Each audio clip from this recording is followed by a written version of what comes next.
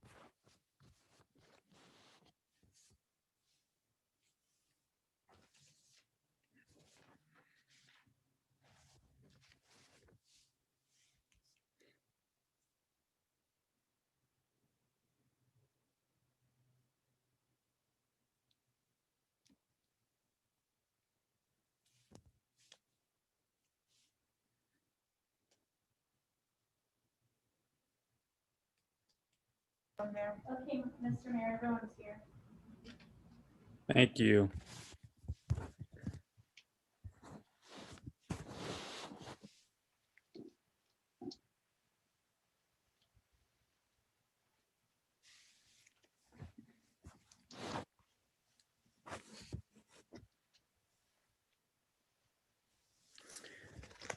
All right, at this time, I'm going to call to order the meeting of October 19th, 2020.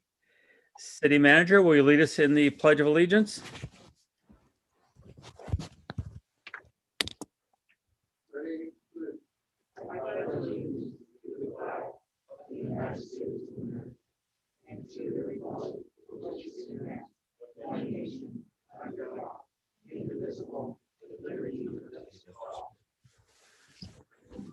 Thank you.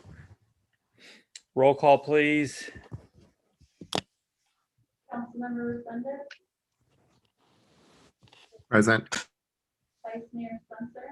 Present. Mayor Velazquez, Here. Councilmember Lenore. Present. City Manager Miller, Present. City Attorney Epperson, Present. Interim Police Chief Reynoso. Present. The agenda for the City of Hollister City Council regular meeting of October 19, 2020 was posted on the bulletin board on October 14, 2020 at 1:10 p.m. per Government Code Section 5495422. Thank you. We're going to move to the consent agenda. Are there any items council would like to pull? Not me. Do we have any from the public? There are no speakers. Is there a motion? I move that we approve the consent agenda as presented. Is there a second? Second. Motion second, all in favor? Aye. Aye, motion carries. We will now move to public input.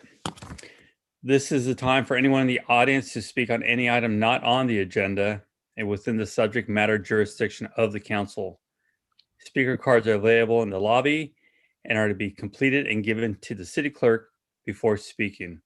When the city clerk calls your name, please come to the podium, state your name and city for the record, and speak to the city council.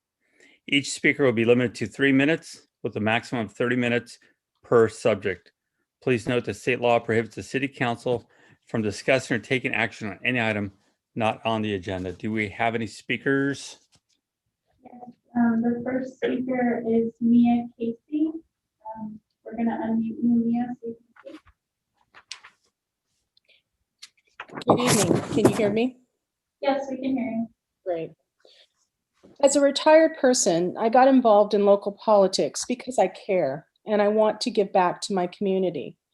Never in my wildest dreams did I believe my efforts would earn me the personal attacks and vitriol I've experienced, particularly from elected officials. I've spoken before this council many times and have been open about the activities of our group, San Benito Citizens for a Brighter Future. We advocate on important local issues and particular support commercial and economic growth. Our grassroots group recently formed as a 501c4 nonprofit and have done some campaigning in support of Measure N. A former member of our group, Frank Berrigan, decided to work in a campaign against Measure N. And in an underhanded attempt to discredit us, he has been posting and mischaracterizing screenshots of old private messages, not just conversations about how to support projects and dispel misinformation, but also private discussions around politics in an effort to harass, embarrass, and humiliate his former colleagues. Now 2 members of this council have joined in with Frank in a concerted attack. Mr. Mayor, you've repeatedly claimed our group is not by a developer, but that I'm paid by and have organized the group on behalf of the developer for Strada Verde. This is a ridiculous and false claim, particularly given our group was organized months ago, before Measure N even existed. Councilmember Resendez, you've taken things even further. You've repeatedly attacked and bullied me online, implying I'm being paid, stalking my husband to find out where he works and for how long, and then attempting to mischaracterize his job. You also accused our group of hiding or funneling campaign donations, and the proof you offered were Frank Berrigan's old screenshots from last spring, which have nothing to do with the Measure N campaign. You've even posted a screenshot that had been doctored in Photoshop, leaving out some content in order to twist the message. Your behavior is that of schoolyard bullies, and it seems particularly hypocritical, Mr. Mayor, given you participated in an anti-bullying campaign over the weekend. I've asked you both to stop the slander and the personal attacks, but you have continued. I'm hereby requesting the city attorney to advise these council members of what slander and defamation of character is, and also how they expose the city to liability when in their ministerial capacity on social media, the mayor and council member misuse their titles and the weight of their elected office to attack citizens. I will not be silenced by their efforts, and I'm no longer asking. I demand these officials cease and desist from their slanderous and defamatory statements. In fact, in a just world, they should be censured for their outrageous conduct. Thank you. Mr. Mayor, this is Jason Epperson. May I interrupt for a moment? Mr. Mayor. Go ahead. Thank you. I'd just like to remind members of the public that since we're not allowed to campaign during these meetings, if you have a logo or some representation of yourself on the Zoom meeting, we'd ask that either you appear live by live video or perhaps use a different image other than one that explicitly represents a position on some issue pending this election. Thank you. Thank you. Go ahead. Next speaker is Susan Lowe. Susan, we just unmuted you. Hi, yeah, this is Susan Logue. I'm a resident of Hollister, California. We are going to have a fundraiser for the library this week, and we'd really like to know if you'd like to participate. It's at the Friends of the San Benito County Free Library. You can see our website or go to our Facebook account. We also have it up and running this week because it's National Friends of the Libraries Week. And I think, you know, in the past, we've always had a very exciting outreach with the kids, and we've had them write stories, and then they win certificates, and the families come to the library. But because of COVID, we decided to do a virtual auction. So if you go to biddingowl.com, you'll find that information, and we appreciate your support. Thank you. The next speaker is Elia Salinas.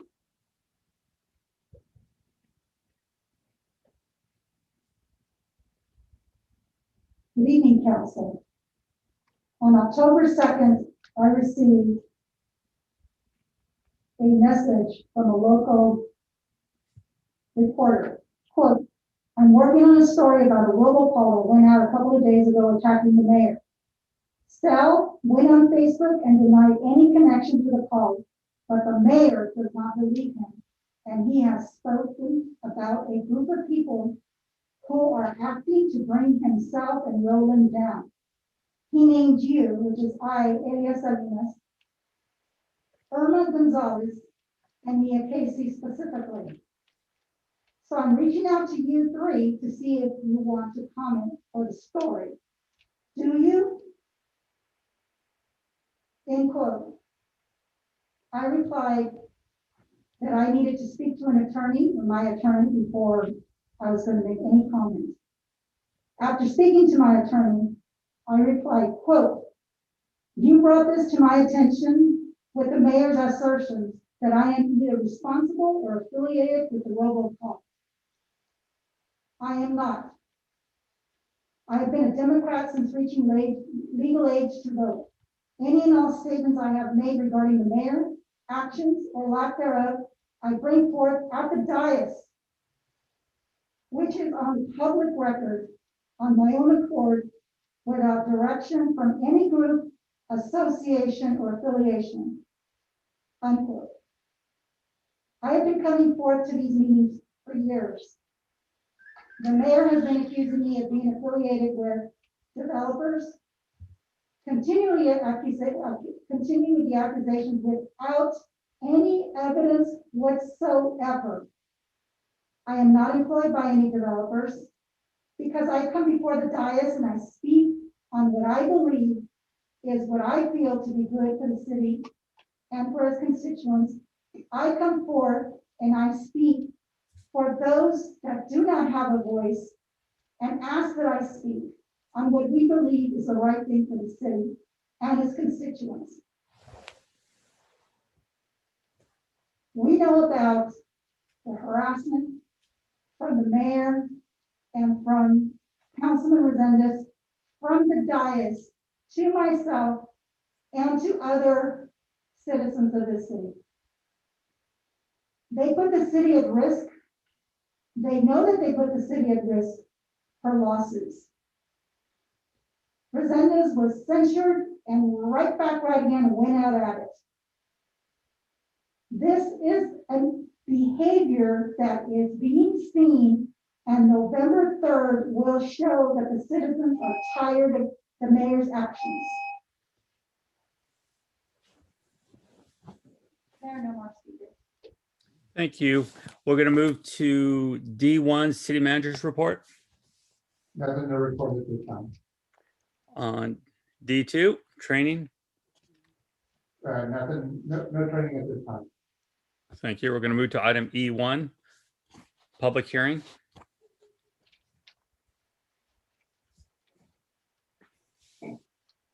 Good evening, Mayor Velasquez, members of the City Council. My name is Brian Swanson, serve as the Development Services Director for the City of Hollister. Before you this evening is the second reading of the shopping cart containment ordinance. If approved this evening, this ordinance will be in effect 30 days from this evening. So if the council has any questions, I'm sure to ask. Okay, is there any questions from council? No. Okay, at this time, I will open it to public hearing. Do we have any speakers? It looks like Jonathan Casey. Jonathan, we're gonna go ahead and unmute you. Hi, this is John Casey. I don't know if I can still speak. I had a public comment from before, I had my hand raised and I wasn't called upon. No, this is a different item already. I realize that, but I did have my hand raised. Yes, but we're on a different topic now. There was Thank no- you. So no speakers. This time we will close public comment. Any other questions from council? Is there a motion? I move that we read by title only, waive full reading and adopt ordinance number 1196 to amend the Hollister Municipal Code section 9.30, shopping cart containment. There's a motion. Is there a second? Second. Motion and second. All in favor? Aye. Aye. Against is No. motion carries 3-1. We're going to move to item E2. Good evening. Again, this is the second reading of an ordinance that amends our park and recreation section of the code, in particular regulating tents and shelters. Second reading, the council does approve this this evening, will take effect 30 days from tonight.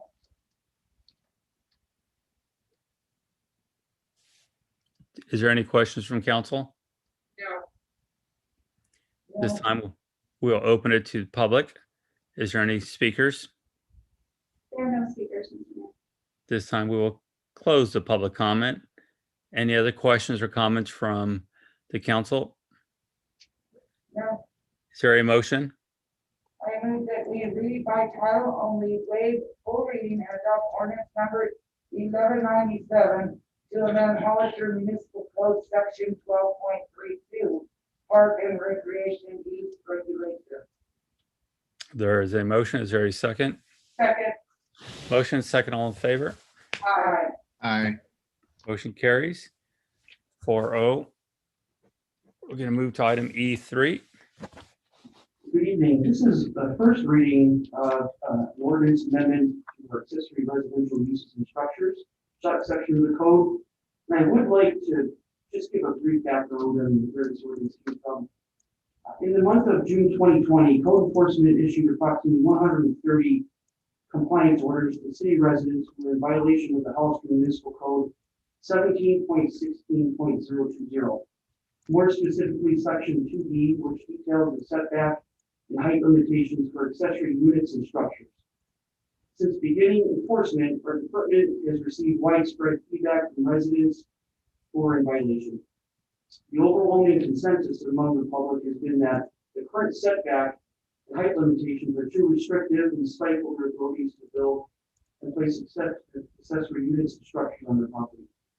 Code enforcement, in collaboration with the planning, building, and fire department, seek to introduce an amendment to section 2B of the accessory building code. Currently, all accessory buildings and structures must be set back a minimum of 10 feet from the main building and 5 feet from any other accessory buildings or structures on the property. What we propose is amending this section to allow accessory buildings or structures of 120 square feet or less and 15 feet in height or less to be set back a minimum of 5 feet from the main building and 3 feet from any other building or structures on the property. The changes that are being proposed closely align with the guidelines of the California Building Code, do not seek to make drastic revisions to the existing code.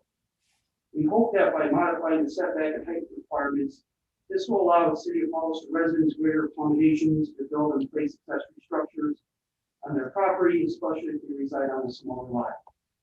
Residents will have greater freedom in regards to where they choose to place accessory structures on their property. We believe that this is a more amicable solution for both the city of Hollister and its residents. This was also brought to the city's planning commission in September as well, and we brought it to that board, and they had no comments on the ordinance as it's being presented to the city council. That concludes the staff recommendation. Staff report. Thank you. Any questions from council? Yeah, Go ahead, Councilman Lenore. I don't know. I'm trying to you're the lead on it. It's more fire department related. I was working for the city once they put in a permit step out, had a rash of shed fires, as I recall. So they were very concerned that they were too close to the houses. And then once you step back from the fence, that building 3 feet from other buildings and 5 feet from the main building.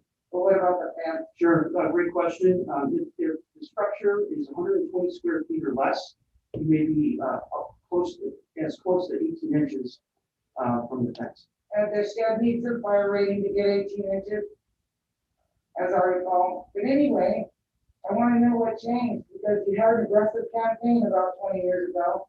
Fire department took the lead, recognized they had an issue, so we moved to 10 feet from the main structure. So maybe something's changed, maybe construction's better, or how are we going with less now? Well, Chief Bedoya is here to talk about the fire aspect of the question. But I will say from the land use perspective, our backyards are becoming smaller and smaller. And so we have to kind of analyze, we want these individuals in these homes to manage their backyards as best as possible. I don't have a problem with going down, I have a problem with fire safety. Hi, this is Charlie, your fire marshal. Thank you for letting me point out there. Yeah, the setbacks, these are good. You know, back in the day when we had first started, the department was a one-house department. We had 2 people on a fire engine, and that was responsible for the whole population and even up into the county. Well, right now we have a upstaffed a little bit more than what we did then. We have good water supplies, and then we have pre-connects that can reach anywhere that we go. So our pre-connects will actually get 200 feet. Initially, we could even get it from the street from what we have to immediately knock it down. If they're a big, huge structure, I'd be concerned, but 12 by 10, that's nothing. By the time we get there, it might already be burned out, and it might just get fixed. So, but we can still get there and knock down really fast from where we're positioned at right now. So we do support it.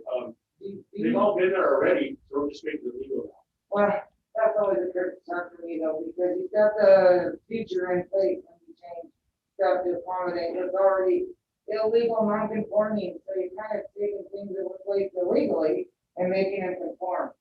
So I have mixed feelings on that, but I do want people to be able to use their yards.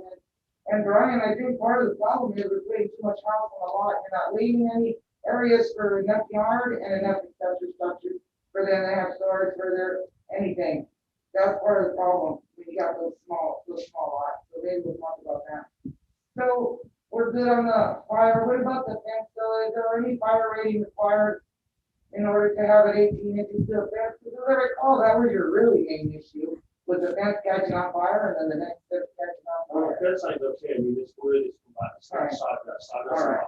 wood's a little more dense, so it takes a little bit more time, but they are drier and they do that. So there's really nothing flammable on them. We could stain them, but we feel that we knocked down really Okay, fast. so you're confident it's okay. Yeah, we've had numerous fence fires, we knocked it down, it came out to the fences with minimal on the structure. So All right, we- that's all I we're wanted to willing to know. work with that. Thank you. Thank you. That was my only question. Any other questions from council? Yeah. This time we'll open it to public. Do we have any speaker cards? There are no speakers this time. This time we'll close public hearing. Any other comments or questions from council? Yes. I just want to say that it's really good to be able to accommodate the public very much. I mean, sometimes you probably wonder where am I coming from, but I'm just about following the law. So we're going to change it to make it better for you, and this really pleases me that you'd be able to have this less restrictive setback. So thank you for bringing it to our attention, and I'm glad that we were able to pass that, and you'll see that it was unanimous. So we all agree that it's a good idea. Thank you so much. That's all. Okay. Thank you. Is there a motion? I move that we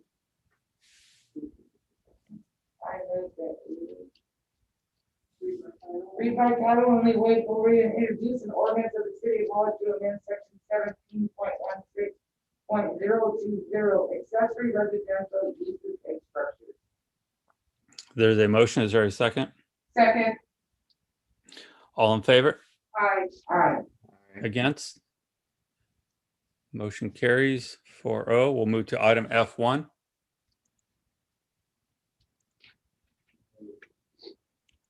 Yes, good evening, Mr. Mayor, and members of the City Council. Canine Dallas has served the Hollister Police Department and community of Hollister with distinction since 2016. He has assisted in multiple narcotic and felony suspect arrests. He basically served as handler with Officer Miguel Masso and protected other police personnel. Canine Dallas has performed and demonstrated his abilities in several community events that showcase law enforcement tactics and community outreach. Officer Mazzo, who has served with the Hollister Police Department for 6 years, and in that time recovered over 32 guns off the streets of Hollister and arrested over 256 DUI drivers. But unfortunately, due to injuries sustained during the arrest of a suspect armed with a gun, he will be retiring, and his last day with us was September 11th. It is common practice to retire canines to their handlers when the dog has reached an age or condition where they can no longer be of service. Canine Dallas is a 9-year-old German Shepherd that began service with the Hollister Police Department in October of 2016. Due to Dallas's age and associated training costs, it has been determined that Dallas should not be moved to a new handler. The police department desires to retire Canine Dallas from law enforcement service and enter into a retirement contract with Miguel Masso. The department would like to retire the canine so the dog may live out his remaining years with someone who has and will continue to care for him in his forever home. City council approval is necessary for the transfer of these city assets in Dallas. And Dallas was donated to the city of Hollister when the department acquired it in 2016. Do you have any questions? Any questions from council? No. Do we have any speaker cards? There are no speakers, Mr. Mayor. Okay, is there a motion on this item? I make a motion that we accept resolution number 2020-202, a resolution of the city council of the city of Hollister approving the agreement for the Hollister Police Department to retire K-9 Officer Dallas from the police department's K-9 unit and approve contract with K-9 formal handler. There's a motion. Is there a second? I'll second. Motion second, all in favor? Aye. Aye. Motion carries 4-0. We'll move to item F2. Good evening, Mr. Mayor and fellow council members. This is Paul DeSilva, the Information Systems Director for the city. The item before you is an updated agreement between the cities of Hollister, Gilroy, and San Juan Bautista, and CMAP, Community Media Access Partnership. Back in 2001, an original agreement was created with the help of a consultant, Sue Busky group, and we asked her to also participate in updating this agreement and also making some changes and therefore we have the agreement before you. Some changes to the agreement, including updating the agreement to include the 2006 DIPCA ordinance, the Digital Infrastructure and Video Act of 2006, which took away the capability of the cities to negotiate local franchises with cable companies and barter to the state with state franchises. Now cable companies need to become state franchises. And also there's in 2010, there was a settlement agreement between all three cities and Charter Communications on fiber network and video work that was not completed, and there was a settlement at that time, which basically allowed the cities to receive a settlement based on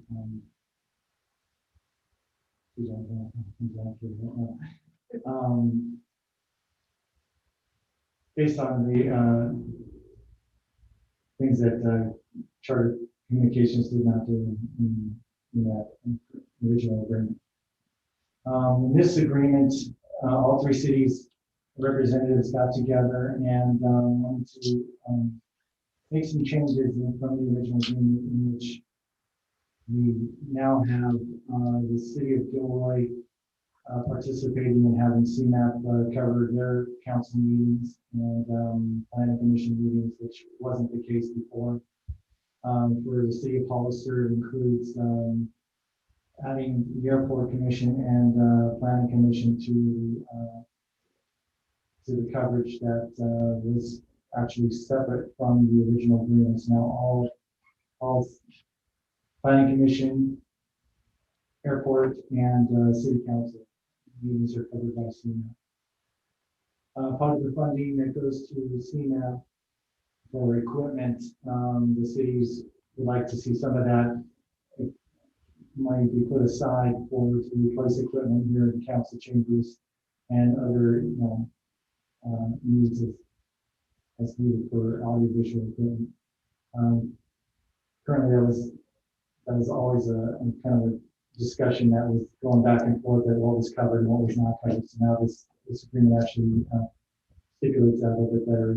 Put 10% of the money aside that CMAP gets so that the cities can actually instead of having a budget separately for it to be covered by it. It's a 5-year agreement beginning January 2021 through December 31st of 2025. 3% of the PEG funds that come from the cable companies go directly to CMAP for the equipment.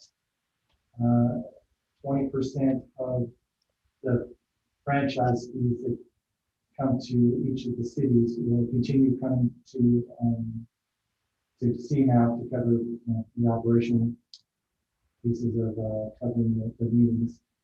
In 2022, that'll go from 20 to 22%, which will increase for Hollister about $4,400 a year, about $1,100 or so a quarter. And that's based on the amount of cable subscribers. That could be up or down. Besides that, the city of Gilroy is this evening reviewing the agreement on that. San Juan Bautista is reviewing it during tomorrow, and we are asking the council to review and approve it this meeting. Any questions? Thank you. Any questions from council? Do we have? Did you have a question? No, I'm sorry, I didn't. Do we have any speaker card?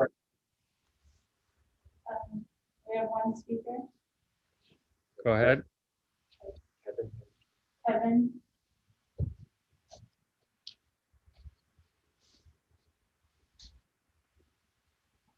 Good evening, Council. Mayor. I just wanted to, since this is talking about media access, giving access to people to these meetings, I just wanted to make a point that, as I'm sitting outside waiting for us to open up here, I log into this Zoom meeting, and the audio that's coming from the chambers here out on Zoom, it's not great.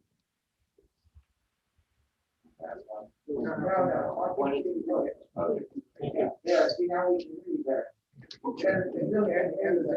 Zoom can hear better, okay. Yeah, that's what we need. So, yeah, if you're listening on Zoom, maybe you can comment how well you can hear people here. But yeah, I just want to point out, the audio is not good. And I think it's a problem that could be solved. And I don't know if maybe the see now that they have some technology to take advantage of it. But I just wanted to point that out. And I know I brought it up a couple times with Carol, and he said, this is the best we can do. For now. Yeah, for now. So Yeah, COVID came unexpectedly, it's a whole new area for the city. yeah. All right, thank you for your time. Thank you, Kevin. Thank you, Kevin. Do we have any other speakers? There are no more speakers. Is there any other questions or comments from council? No. Is there a motion? I make a motion that we accept resolution number 2020-203, a resolution of the City Council of the City of Hollister, executing an agreement with the cities of Gilroy, San Juan Bautista, and the Community Media Access Partnership, CMAP, for public education and government ed services. There's a motion. Is there a second? I'll second. Motion is second. All in favor? Aye. Aye. Thank you. Motion carries 4-0. We'll move to item F3. Thank you, Mayor. I have Kathleen Gallagher on Zoom, and we'll bring her up right now to speak on this item.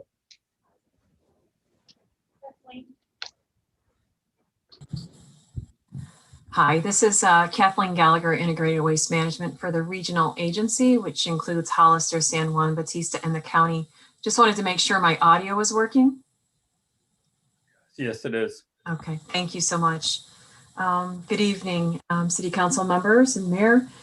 This item was continued from a prior meeting that you might recall regarding the Recology rate increase. You have a staff report and a resolution, and the item before you is regarding a recommendation to approve an amendment to the franchise agreement that we have with Recology, which allows a 6-month delay in the rate increase for Recology.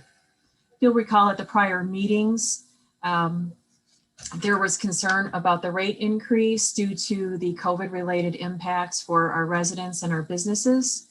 After the meetings that we had, Senior staff met from Recology, San Juan Bautista, and the county with Recology via Zoom, and discussed various options to consider to delay this rate impact. And on September 9th, there was a unanimous consensus to delay the impact for 6 months. The amount that 6 month delay would be in a deferred amount for Recology is $251,914. And the method that was agreed upon is to establish a balancing account, and that balancing would be paid over time to Recology from the regional agency members. Those would be via payments for performance disincentives and liquidated damages. And one of the key reasons why this option was selected was because it had no rate impact for the 6 month for the rate payers. I'm happy to answer any questions, but that's a fairly short synopsis of the issue. The resolution includes the establishment of that balancing account and allows Brett Miller to authorize Hollister to participate. County of San Benito has approved this last month, and City of San Juan Bautista will be considering this item tomorrow. Obviously, because we are a regional agency and 3 members that work together, the intent is for us to work as one, as the resolution. Phil Couchet, the general manager of Recology, is also on the line, and we are happy to answer any questions. Thank you. Any questions from council? Do we have any speaker cards? There are no speakers, Mr. Mayor. Is there a motion? Elias Molina? Hi, good evening. Okay, Bill and Kathleen. I've been coming here since April requesting for deferred of payment for the citizens in the county and the city of San Juan Bautista. Based on COVID and the economic crisis that we're in, to not increase for at least a year. Now you're giving them 6 months. Nothing has improved. There are more people unemployed now than when I started coming up here and complaining that this contract could not go forward. Yes, it has to go forward because there's a binding agreement that the city has to approve it or they're going to get sued. Where is your humanity? This company is a multi-billion-dollar company. You are not offering anything to the citizens of this county and the 2 cities. You make it appear like you're doing them a benefit. You're not doing anybody a benefit. Phil, you've got your job. You don't get to go home and not worry about your bills not being paid. But there are many people that are home right now that don't know how they're going to have their bills paid. We right now have a non-eviction in the state of California. People are not paying their bills. People are going to be losing their cars, and they've already started losing their cars.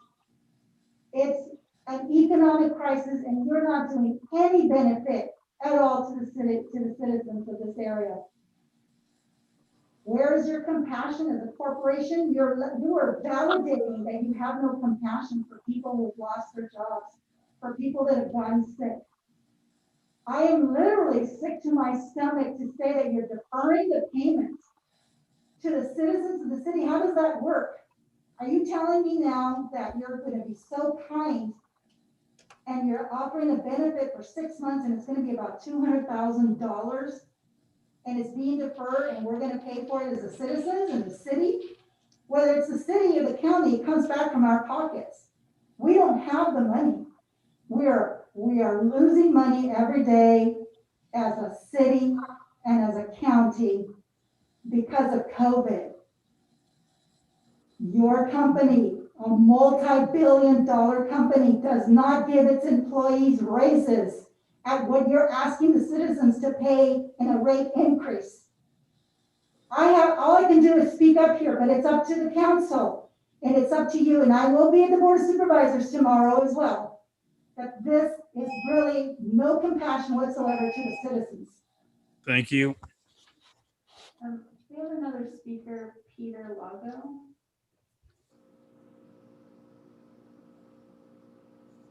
Peter, go ahead. Hello, can you hear me? Yes. Okay, listening to the back and forth on Recology, I just have a couple questions. Are they using our landfill? Mr. Mayor, can I answer that question? I'm sorry, I couldn't hear. Yes, go ahead. Yes, they're using the John Smith landfill, yes.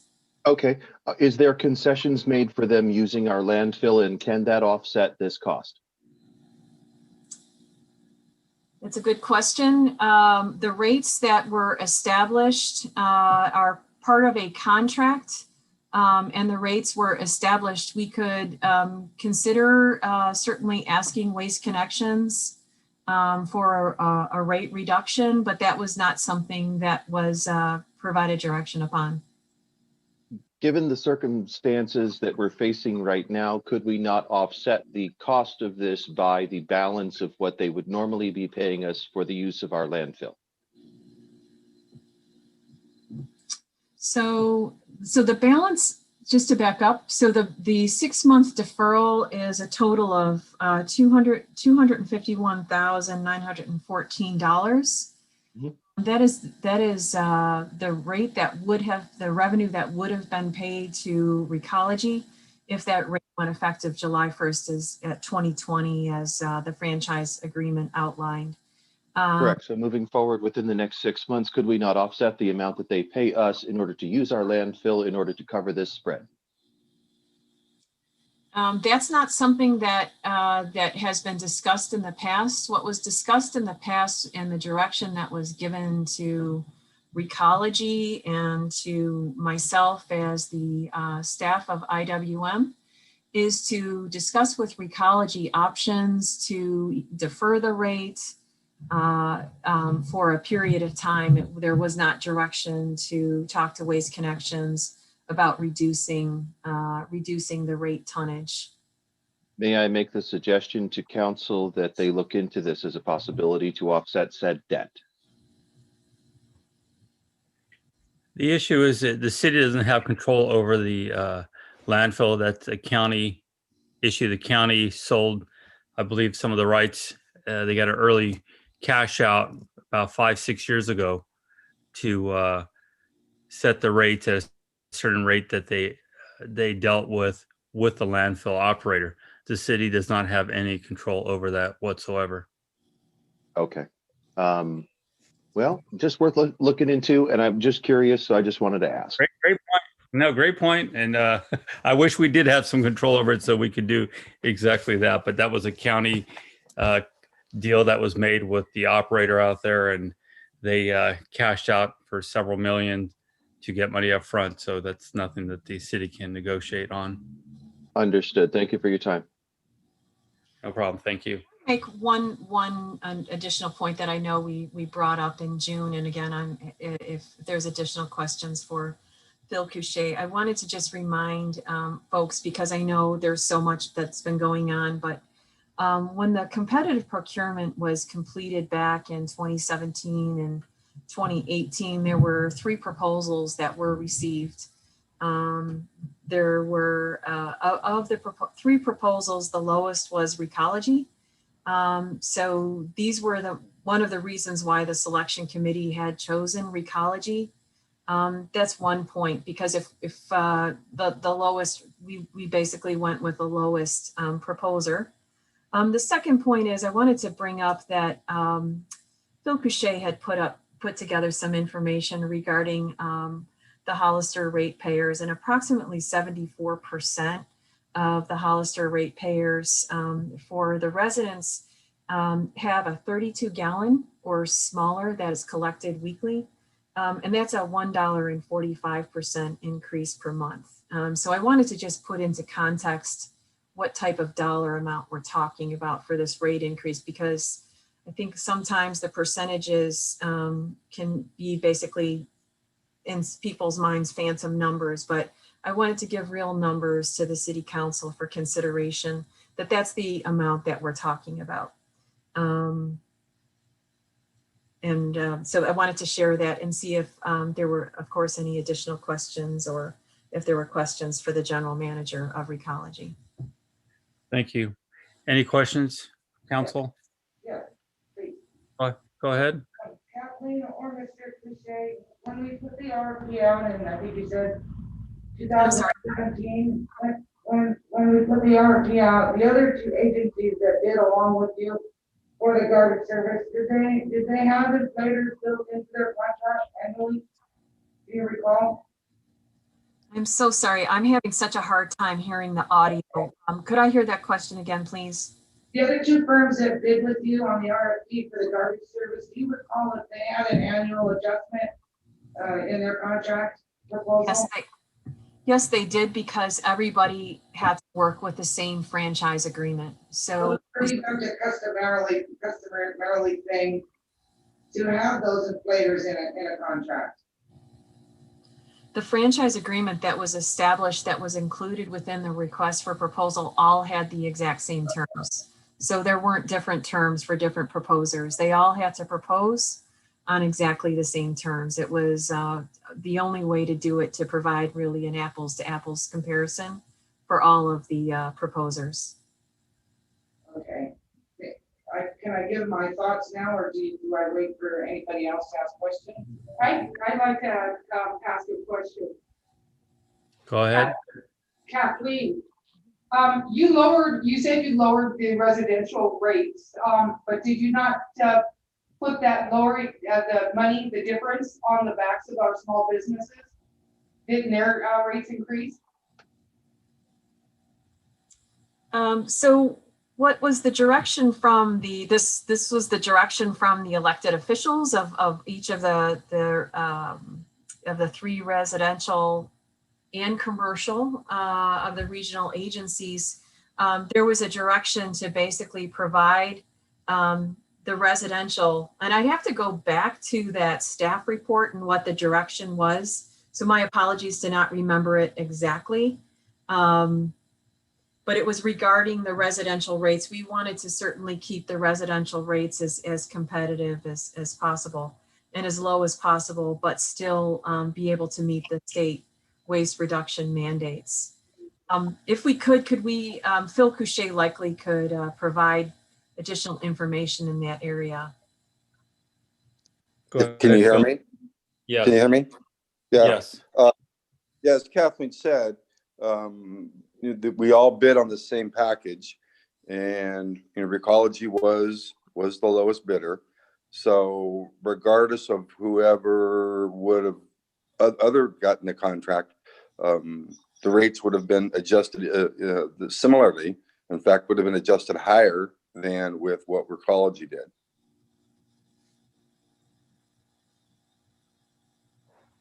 Well, I don't think my question was answered. Or maybe I just don't understand it.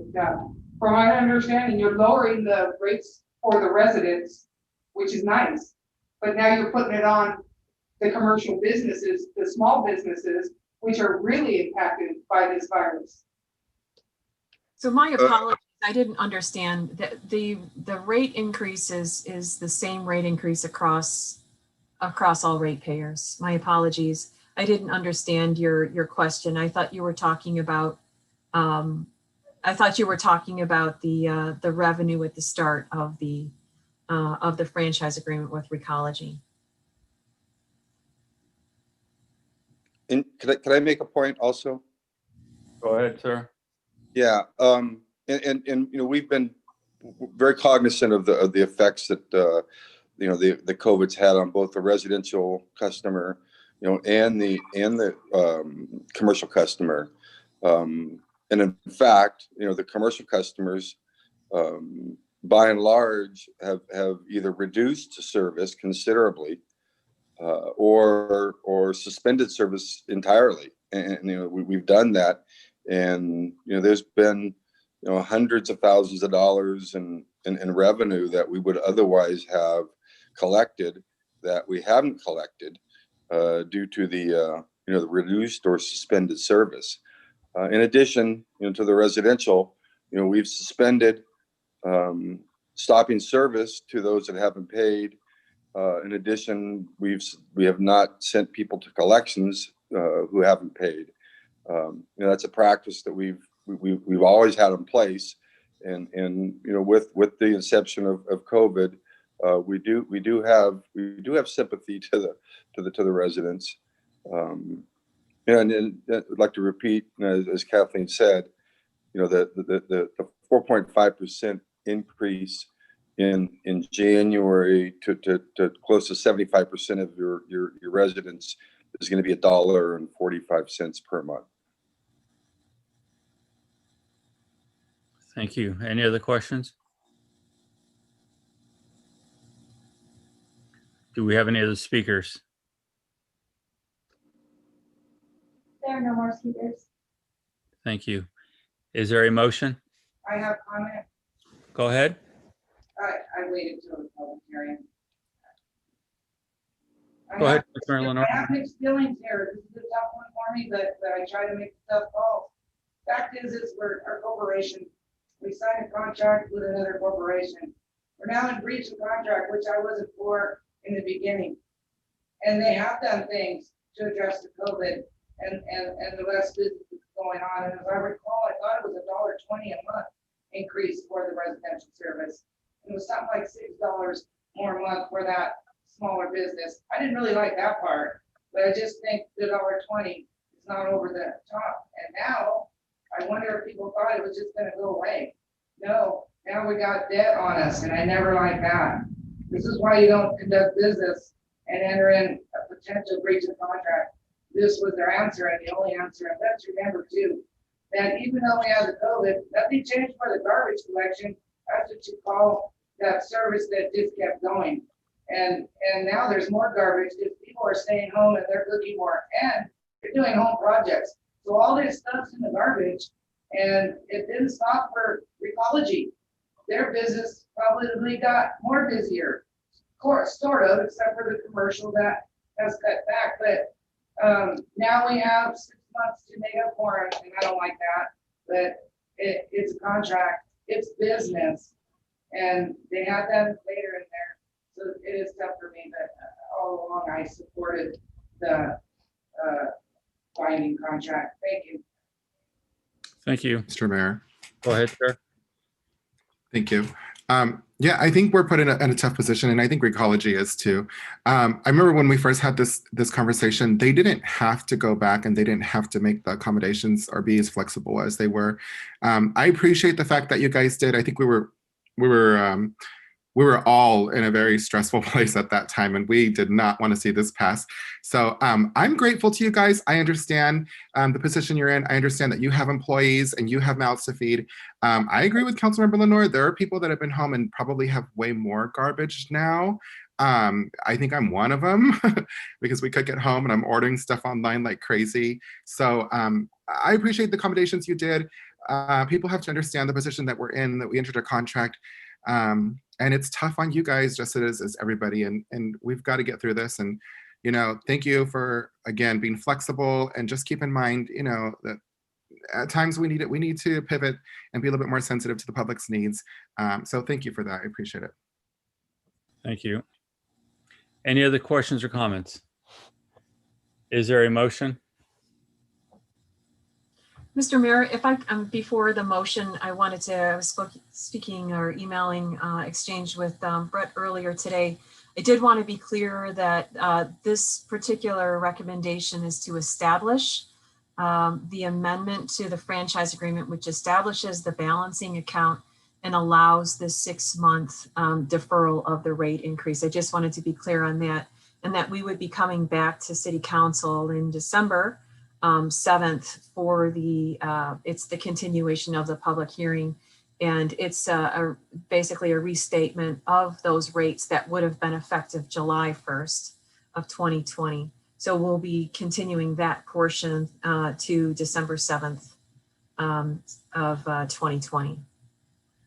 Thank you for pointing that out for the public, all of us. Is everyone clear? Any other questions on that? Is there a motion? I move that we adopt resolution number 2020-204 as stated. Thank you. Is there a second? That motion. I'm sorry? I Was will there- second that motion. You'll second that motion. There's a motion and a second. All in favor? Aye. Aye. Against? Was there anyone against it? No. Motion carries 4-0. We'll move to item F4. Thank you, Mayor. Renee is going to adopt mine.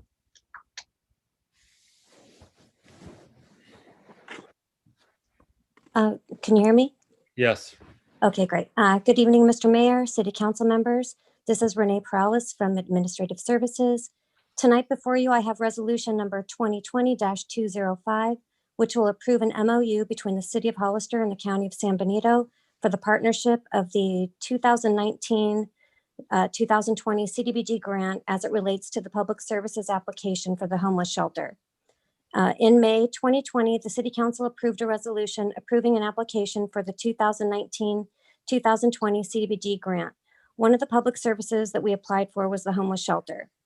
The County of San Benito also applied for the same public service.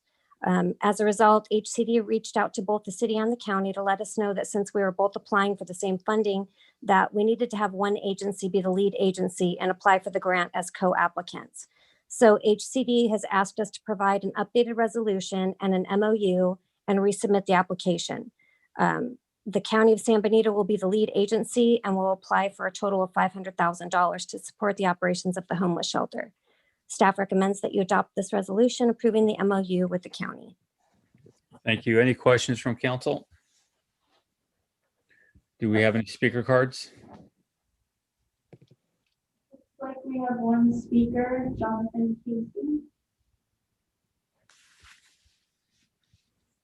Hi, this is John Casey. I'm in support of the MOU. I also wanted to note that it might be good with the shopping cart ordinance that you passed that we build additional storage, maybe take some of this money and use it for storage for homeless.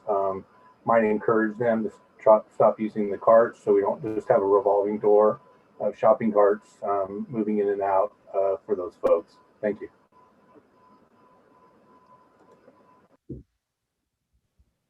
There are no other speakers. Thank you. Is there a motion? I move that we adopt resolution number 2020-205 as presented. There's a motion. Is there a second? Second. Motion and second. All in favor? Aye. Aye. Aye. Any against? Motion carries 4-0. We'll move to item F5.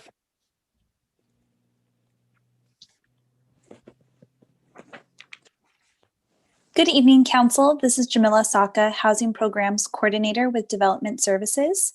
And tonight before you, I have resolution number 2020-206, a resolution of the City Council of the City of Hollister to approve applying for and entering into agreements for the Regional Early Action Planning Grant. This is the REAP grant, which I have previously discussed at the last City Council meeting. And at this time, staff recommends to receive the report and adopt the resolution authorizing staff to apply for the Regional Early Action Planning Grant with the purpose to prepare and adopt a housing element that includes a component to facilitate compliance with the sixth cycle regional housing needs allocation. At this time, I want to suggest if there are any other questions or anything else that I could help with. But again, this is just a resolution to apply for the grant. There is no confirmation yet of the funding. Thank you. Any questions from council? Do we have any speaker cards? There are no speakers. Is there a motion? I make a motion that we accept resolution number 2020-206 as presented. There's a motion. Is there a second? All second? Motion second, all in favor? Aye. Aye. Aye. Aye. Motion carries 4-0. We'll move to item F6. Good evening, City Council and Mr. Mayor. This is Eva with the Planning Department. The item before you tonight was continued from a previous meeting to tonight's agenda. And this item is a request to initiate a general plan amendment to designate 4 parcels which are located east of San Felipe Road and both north and south of Highway 156 as industrial, and to include them in the general plan planning area, as well as to initiate the pre-zone process for future annexation for those same 4 parcels. The APNs 014-120-055, 014-120-063, and 014-120-064 are being requested to be pre-zoned to the industrial business park zoning district, while staff is recommending that APN 014-120-014 be pre-zoned to the light industrial zoning district. And the total area requested for pre-zone of these 4 parcels is approximately 229 acres. Upon the City Council's approval of the initiation of the general plan amendment and pre-zone, staff would be able to accept an application for both the general plan amendment as well as the pre-zone, and then we would be able to begin the environmental review process for this area of land. And just please note tonight that the initiation of a general plan amendment does require a 4/5 vote of approval from the council in order to move forward. So it's not a regular 3/5 vote as it is with many of our resolutions. And with that, staff recommends that the City Council adopt a resolution approving the initiation of a general plan amendment, as well as the initiation of pre-zone for future annexation of the 4 parcels as described. And thank you, and I'd be happy to answer any questions that you might have. Thank you. Any questions from council? Yeah, Mayor, can I add a few things to this? One of the tasks for me to work on a tax sharing agreement with the county. We are in negotiations with them, but county, just like us, has only 4 seats. So, and we kind of know how that goes some nights here. So the county has requested that they wait till they have that 5th vote to iron out that tax sharing agreement. But I want to remind you that this is the first step to making sure this area doesn't become residential within the county area. And like I said, this is our first step towards making it industrial. Like staff said, we really need the EIR to be completed so we know exactly what can be done at that location. Staff feels that right now this is actually a little bit too early to be doing that tax sharing agreement, because we need to know what's going on out there. And then also we need to kind of see what the development agreement will look like, because if we do this too soon, we might be leaving some money on the table. So staff recommends that you adopt this first step for us. Thank you. Any questions from council? No, but I'll concur with the city manager, what I said at the last meeting. Thank you. Do we have any speaker cards? Yes, Joe Jacqueline. I only filled it out to answer questions. Oh, okay. I don't see any speakers. I'm sorry, what did they say? We do have a speaker, Elliot Salinas. Good evening. So nothing has changed that I'm aware of, other than the mayor was not going to approve this project unless there was a tax sharing agreement with San Benito County on all development projects. On that meeting, September 9 or 8, he was specifically instructed and given information, not instructed, I'm sorry, given information, educating him, although he already knows the way it goes, but he kind of plays dumb. This project should have gone forward a month ago, but he had a grandstand. Nothing has changed. except for one thing. He got together with Bill Christopher and videotaped himself with Bill Christopher as his guest, claiming that this was a great project and we should go forward with it. But that's not what he said in September.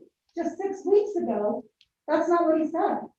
He said it's a possibility, that it's a great start. Then he gets Bill Christopher to endorse him. And then he goes down in the same video and shoots down the project on 25 that we all know is known as Measure N. This is all political grandstanding on the mayor. I've only got 3 minutes and I'm gonna sit down and then he's gonna ride me about how this is not true. The people of the city of Hollister, the people who vote, are paying attention to what he's putting out there. And the people need to know that the only reason that now this is a good idea, and it's probably going to pass tonight by 4 votes, because now we have Councilman Resendez, who we know is a puppet to the mayor and only agrees and votes exactly as the mayor does. Yes, I've said it because people think it and people are out there talking about it, and he is. What has changed, Mayor Velasquez, other than you've gotten Bill Christopher to go on video and endorse you as the mayor on the same time you shoot down project on 25 known as Measure N? I have no idea that whether or not they're associated. It is my understanding and the information I've got that this project has absolutely nothing to do with any of the campaign against Measure N.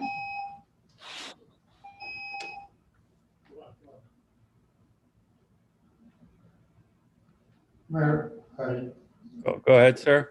Chief Padola would like to speak about this project also. Is that okay? We have another public comment too. Right. Okay, Victor Gomez.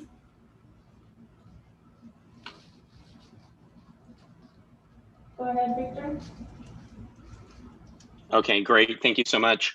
Honorable Mayor, members of the City Council, this is Victor Gomez representing the applicants on this project. I was going to hold back on making comments, but I just wanted to let you folks know that we did initiate, along with Brett, I know that Brett had a conversation with the county. We did initiate a conversation with the county on the tax sharing agreement. We do want to let you folks know that we are in the process of working with the city and the county and ironing the details out of the tax sharing agreement. We would appreciate your support in moving this forward. And I hope you also understand too that we cannot continue forward to LAFCO until we get this tax sharing agreement approved. So, you know, if there are concerns there, we could certainly iron those out. But moving this forward tonight certainly wouldn't hinder you from a bad outcome if you look at it that way in a tax sharing agreement. We want to obviously get the support of both legislative bodies in moving this forward. So anyway, we just wanted to thank you for that. And then just clarification, you know, we have project concepts out there. We have some ideas that we want, you know, that we're working with right now out there in this research and development center. But, you know, we look forward to working with the council and bringing back a project that I think the entire council could be supportive of. So anyway, I just wanted to share that with you. I know the mayor asked us to move that forward. And again, we have had those conversations with the county. We look forward to continuing those conversations, ironing out a tax sharing agreement, and then eventually going to LAFCO with something that both the county and city could be supportive of. So anyway, with that said, Mr. Mayor, members of the council, thank you so much for your time. Thank you very much. There are no more speakers. Go ahead, sir. I guess we do have a speaker. Hi, this is Charlie Gold. I am your fire marshal. Once again, I'd like to just thank staff and the mayor and everybody for your support on this project. I understand there has been a lot of work, but there's a lot of blood, sweat, and tears that have been going into the project. And I understand that we would like to move forward, but I understand that there's been a lot of homework and research on this project. So thank you for all the work that you guys have put in making your decision on tonight. And I know I support this project. And thank you, Mayor, and thank you, Council, for all the work that you've done to research this, to understand what exactly is going on here. So I do appreciate it. Thank you very much. Thank you, sir. Did I hear there was another speaker, Mr. Giacalone? Did I hear? Did you want to speak? Yes. Okay, yes, go ahead.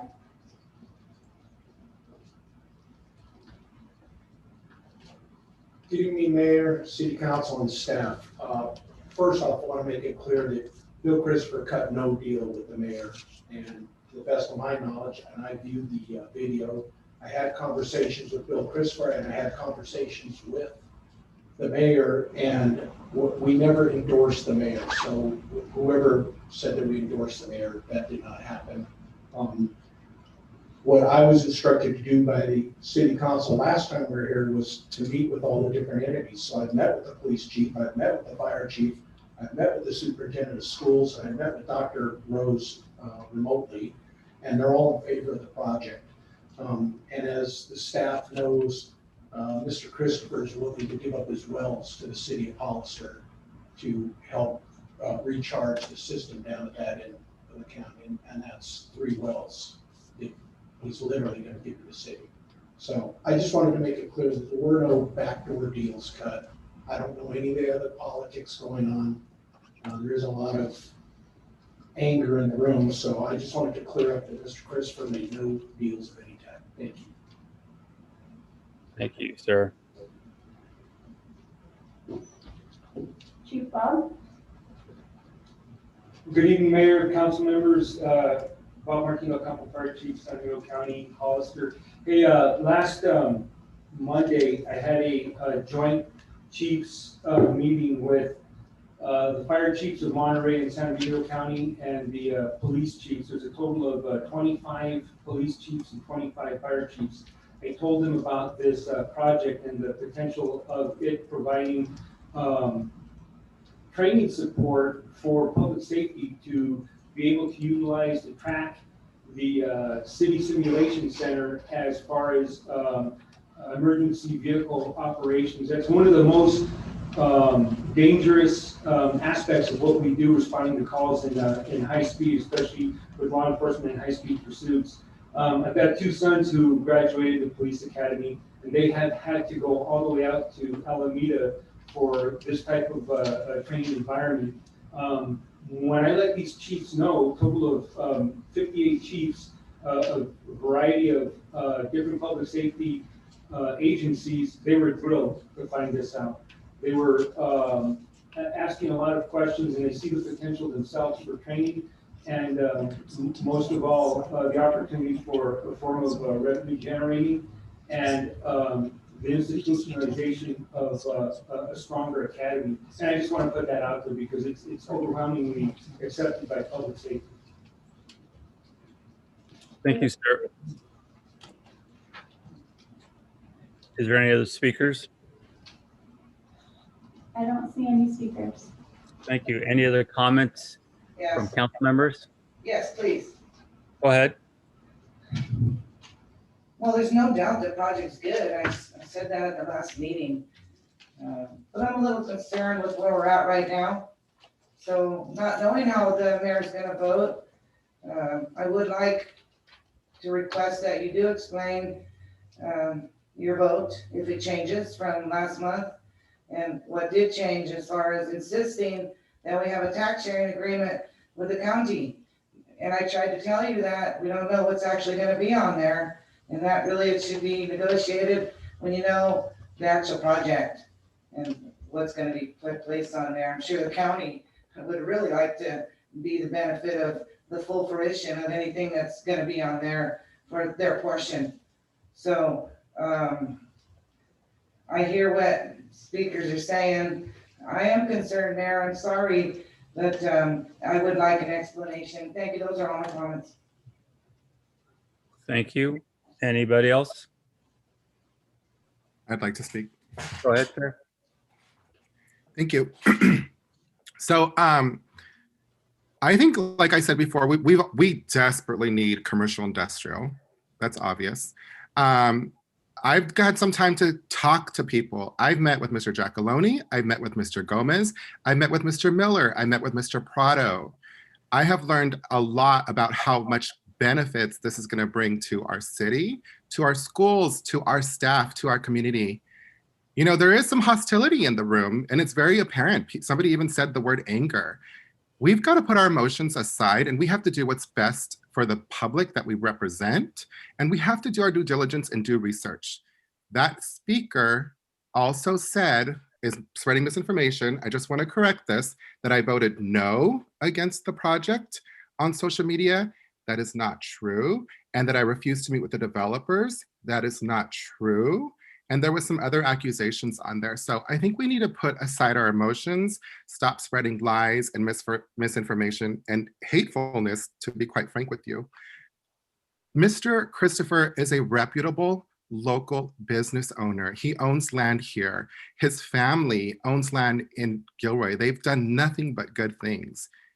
If I didn't rush into making a decision, it's because I wasn't exactly sure of what was going to go out there. And there is a lot of pushback from the community and hesitation about approving more residential growth here. You guys know that's always been my #1 concern.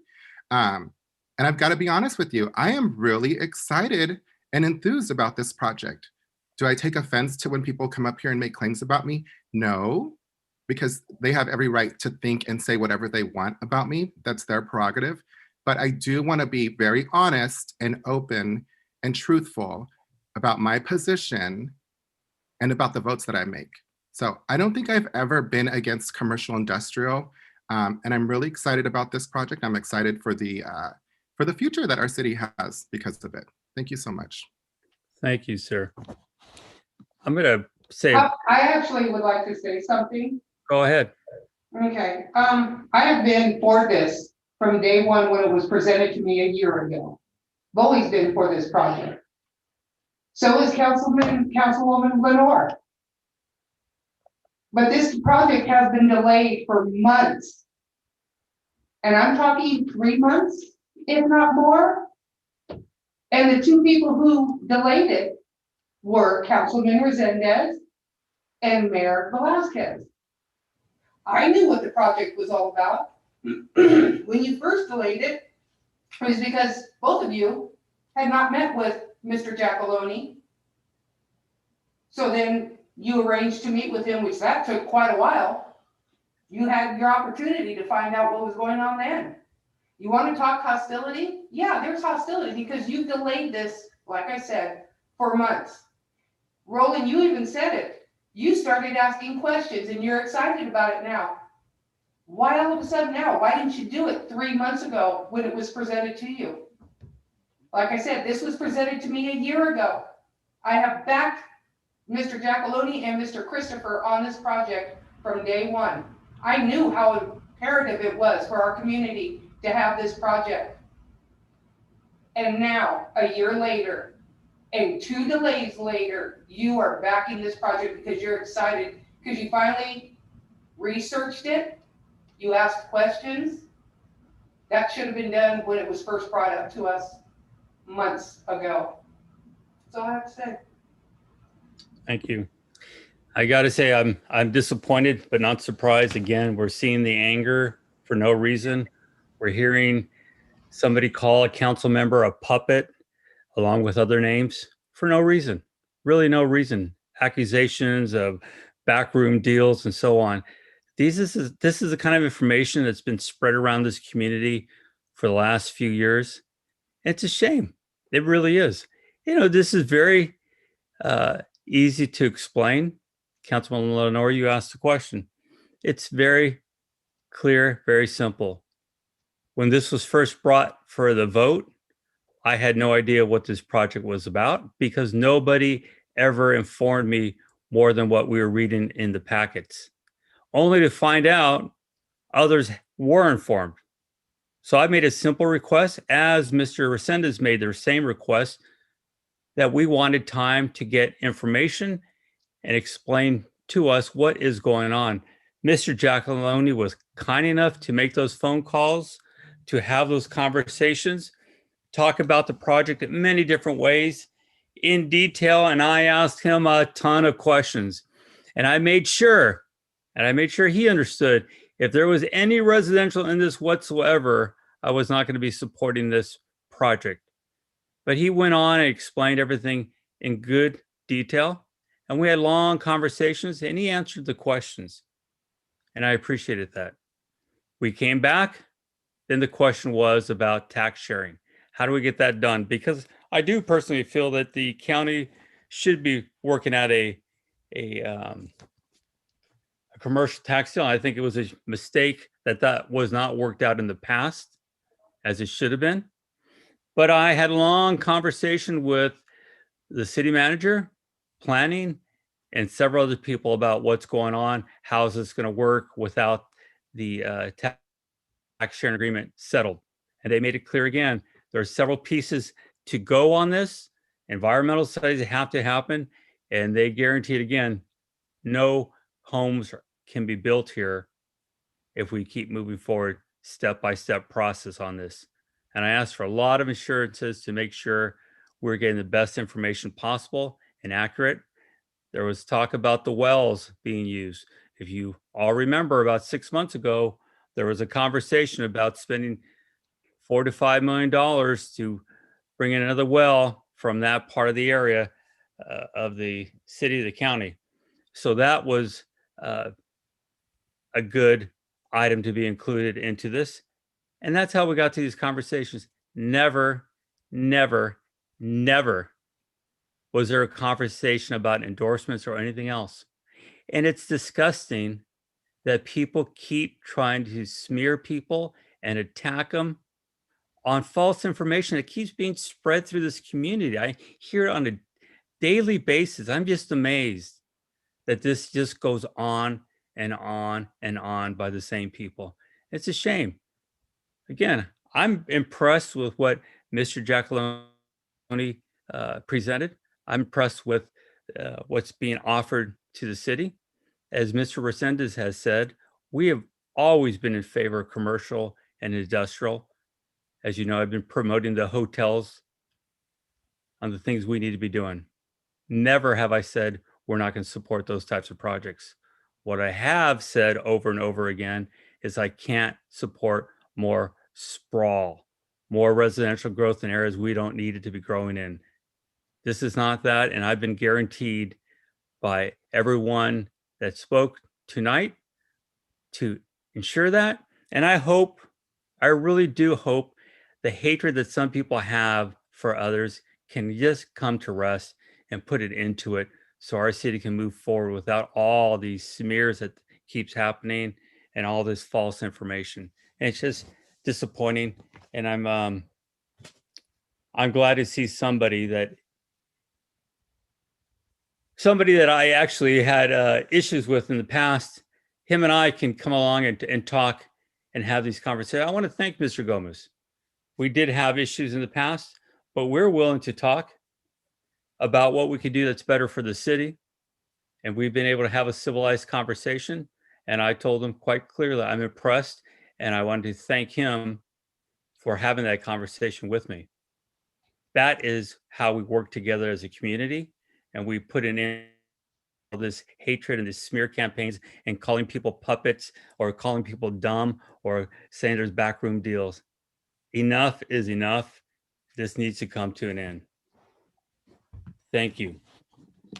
Is there a motion on this? Point of clarification. I'll make a motion that we adopt resolution number 2020 dash. Mr. Mayor. Go ahead. I'd like to speak. That's why I'm up here. Go ahead. Thank you. I just want to stress again that Marty Richmond and I were assigned the task of negotiating a residential property tax sharing agreement, period. Never any mention of industrial or commercial tax sharing agreement. Although it was discussed off to the side that it would better be left once project specifics are stated, where you have a good grasp on the uses that are going to be located on the property. Never did we fall short, Mayor Velasquez, of the task that we were assigned. I really wish that you would stop saying that. It's not right. It's rude to Marty and I. Marty posthumously, because we did do the tax sharing agreement for residential. So stop saying that we didn't finish the job. That's what drives anger, when you repeat things like that. And I've corrected you 2 times now. Now it's about the 3rd time. So again, we negotiated a residential property tax sharing agreement, which is what the council sent us in there to do. Thank you. Go ahead, Mr. Resendez. Thank you. I make a motion that we adopt resolution number 2020-207, a resolution of the City Council of the City of Hollister approving the initiation of pre-zone 2020-2 to initiate the pre-zoning and expansion of the sphere of influence to include 4 properties consisting of approximately 229.32 acres located in the unincorporated area of the County of San Benito, east of San Felipe Road, to the north and south of State Route 156, further identified as San Benito County Assessors Parcels numbers 014-120-055, 014-120-063, 014-120-064, and 014-120-014, and the initiation of the General Plan Amendment 2020-1 to amend the land use plan map of the City of Hollister General Plan to include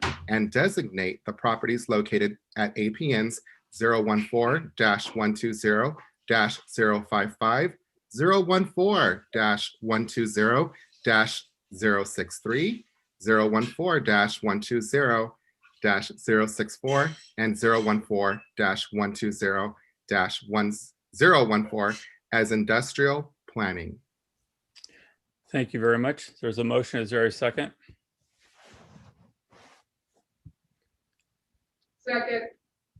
Motion is second. All in favor? Aye. Aye. Aye. Aye. Motion carries 4-0. We'll move on to item F7. Congratulations, Mr. Giacalone. Thank you, Victor. Thank you, Victor. Congratulations. Thank you, Victor. Mayor and council, I just wanted to bring attention. So the next 3 items are for parklet program. So we're going to start out with the San Benito Street, then we'll talk about the MOU with the county, and then the parklet program itself. So Candy's up to start with the San Benito Street. Good evening, Mr. Mayor, City Council.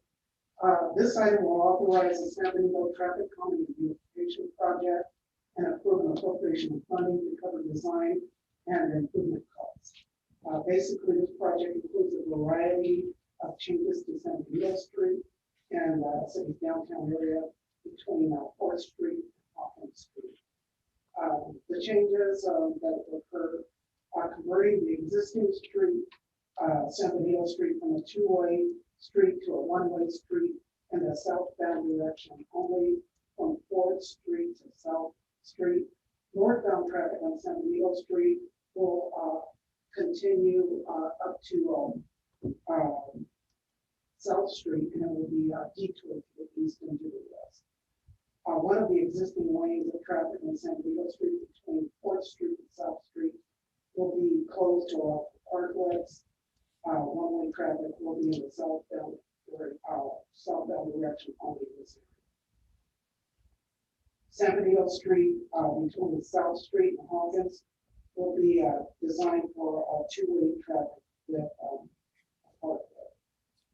The northbound traffic on San Benito Street in that area will be detoured to the east and west onto South Street.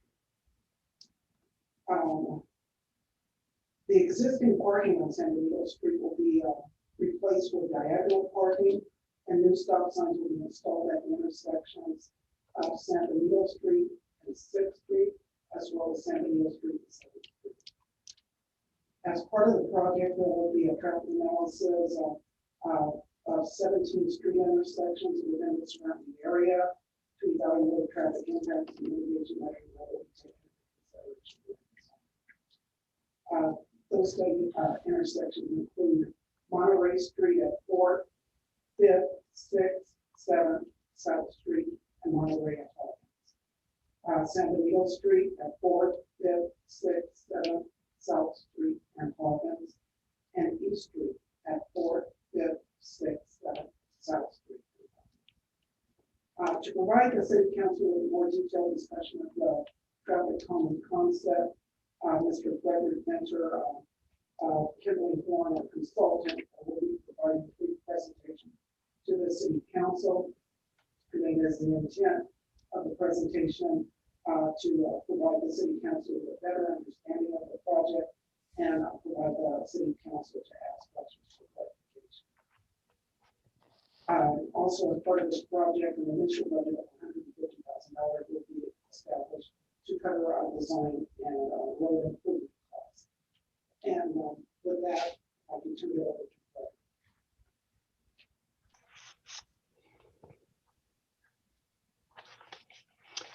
Great, thank you, Danny. Good evening, council members.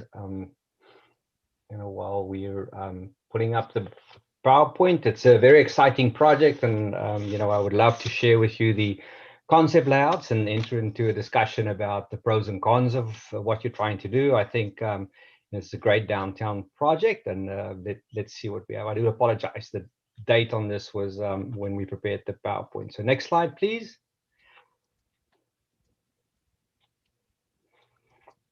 So the purpose of this study is to create a typical downtown street with low travel speeds, very important, and an extensive pedestrian-friendly environment. So keep those two in mind. The extent is from 4th Street in the north, and we in this treatment between Hawkins, and South Street in the south end. We're recommending one-way traffic in the southbound direction. And then we're going to talk a little bit about front in or back in diagonal parking and look at some examples and the pros and cons and what we may be in for. And then what this really does is open up parklets for restaurants and potentially stores as well, right? If there's a busy Saturday and the weather is great, we may even allow a store to also use some of the outdoor space. So I think that's a good point to keep in mind. If this is going to be accessible to pedestrians and cars, we in the cross section, we're also making it bike friendly, and then since this is a change and we're going to have a very pedestrian friendly environment, I think it's important to protect pedestrians that's going to be out within the curbs, having a meal or shopping or walking or parking. Next slide, please. So from a traffic perspective, the considerations that are important is number one is operations, right? Where does the traffic go to? And we're going to come back with a traffic study, but of course, we're eliminating the northbound volumes, and typically traffic distributes to the two closest parallel streets. In the short term, there will be congestion, but traffic tends to find, since these are typical trips, they tend to find equilibrium, and people may also find some other streets to divert to, and we'll discuss that if we bring back the traffic analysis to you. We're going to talk about some of the mid-block pedestrian crossings, and what need to happen in the design and how we can keep on or eliminate those.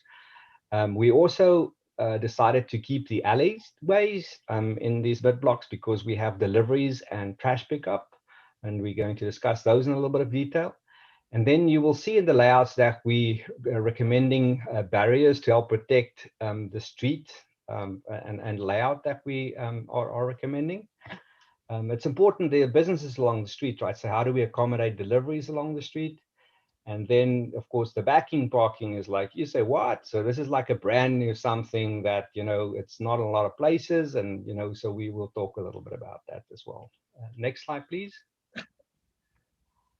So this is the existing street. We have cross sections between the curbs that vary between about 50 feet south of South Street and north of that up to 56 feet curb to curb. We have parking on both sides of the street. We have basically 2 travel lanes, and we have the ability to have turn pockets at the intersections. Next slide, please.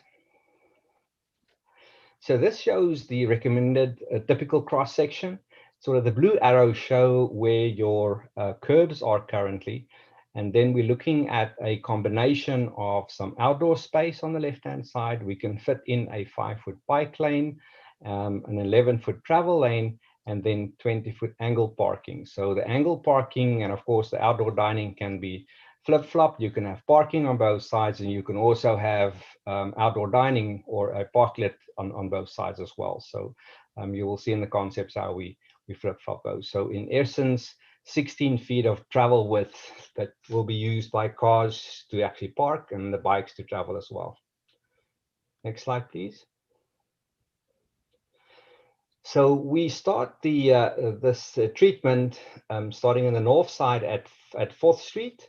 You can see as we come in from the north side down San Benito, and we get to 4th Street, that we will continue to have the left turn, the southbound left turn pocket, and the southbound right turn pocket, because those are going to be the heavier demands still, people getting onto 4th Street. And then the southbound through lane, we transition across the intersection to start the sort of the center one-way lane commencing at 4th Street and then continuing southbound.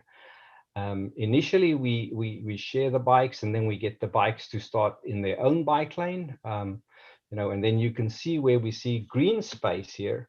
We call that a buffer area. And what we could do in this buffer area is basically two-folded, right? Number one is to create some side distance, and number two is to help with parking maneuvers, and number three is to protect, the parked cars, or if we have an outside space, a parklet or an outdoor dining or a shopping area, that we have some protection because people are going to be standing in that roadway space.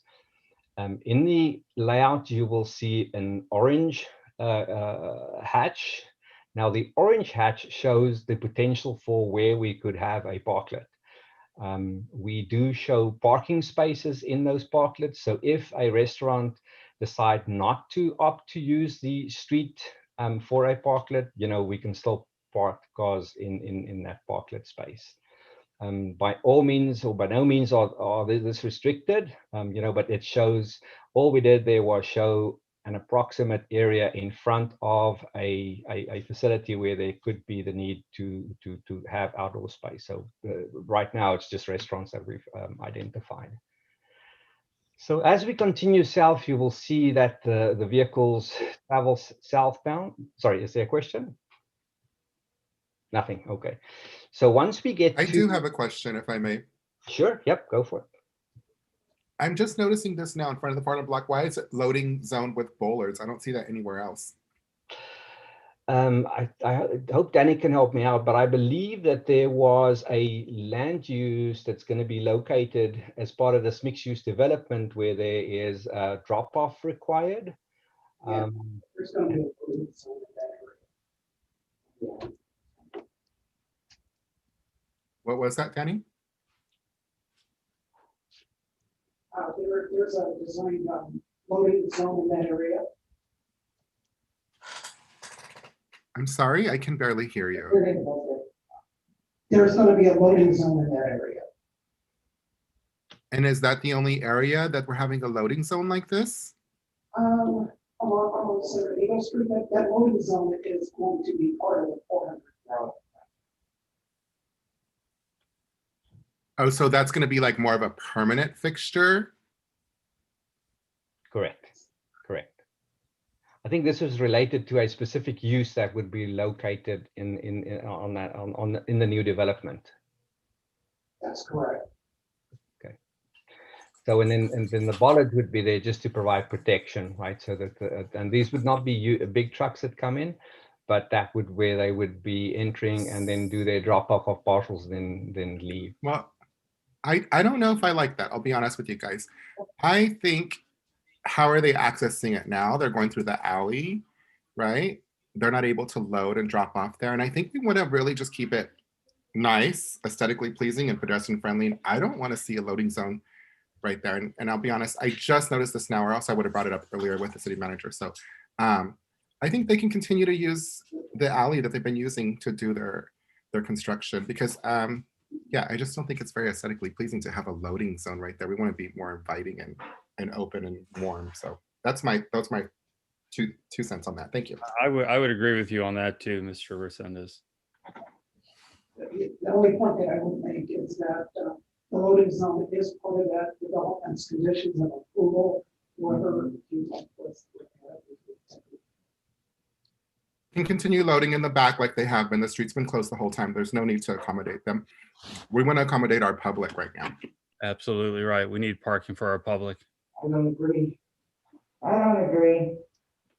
That's a set condition on that development. There was extensive discussion by the way, by the planning commission. And I think during your appeal process, the mayor's appeal process, that was kind of a thing that we decided we had to have right there.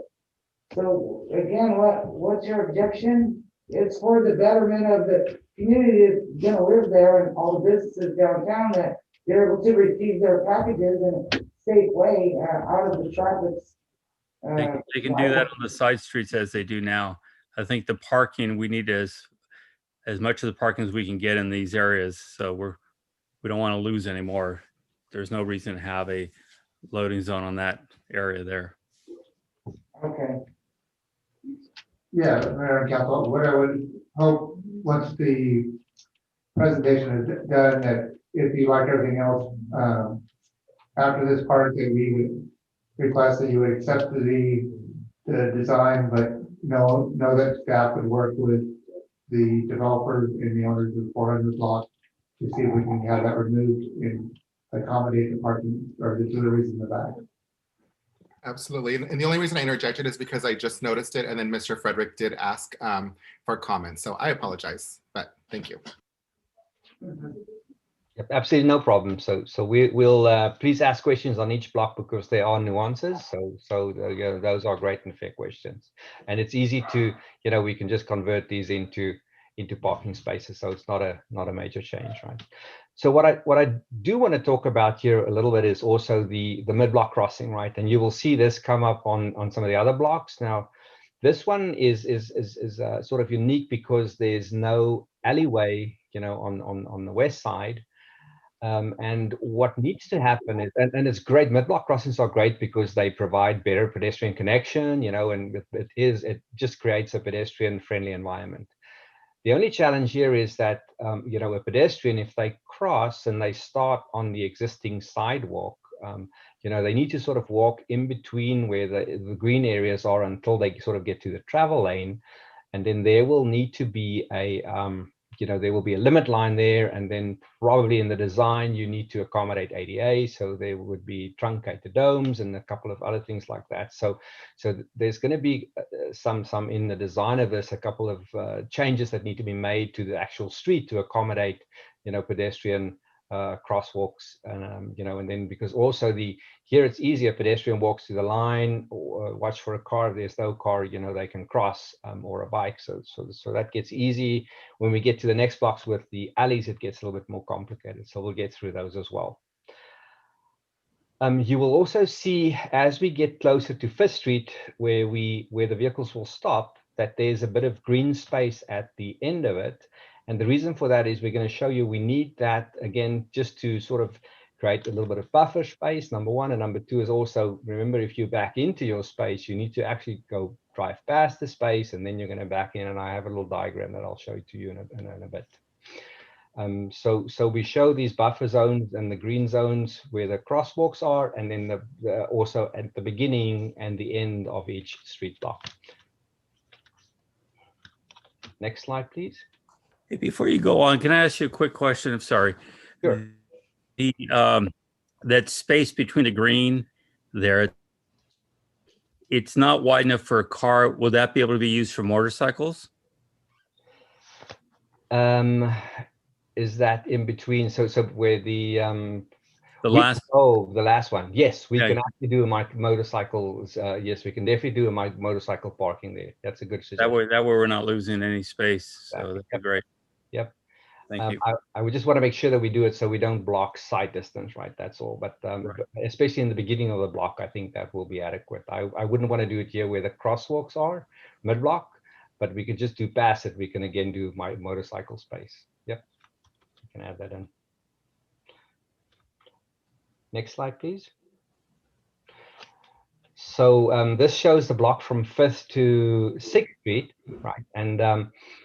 And what we have here is, you can see we stop at 5th Street and then we go across, right? So we'll need to change some of the striping on the cross street at 5th Street. So you will continue to have an always stop here, and people can go through or only make a left. So there will be some signs restricting people making turns that actually go north, right, on either of the approaches on 5th Street.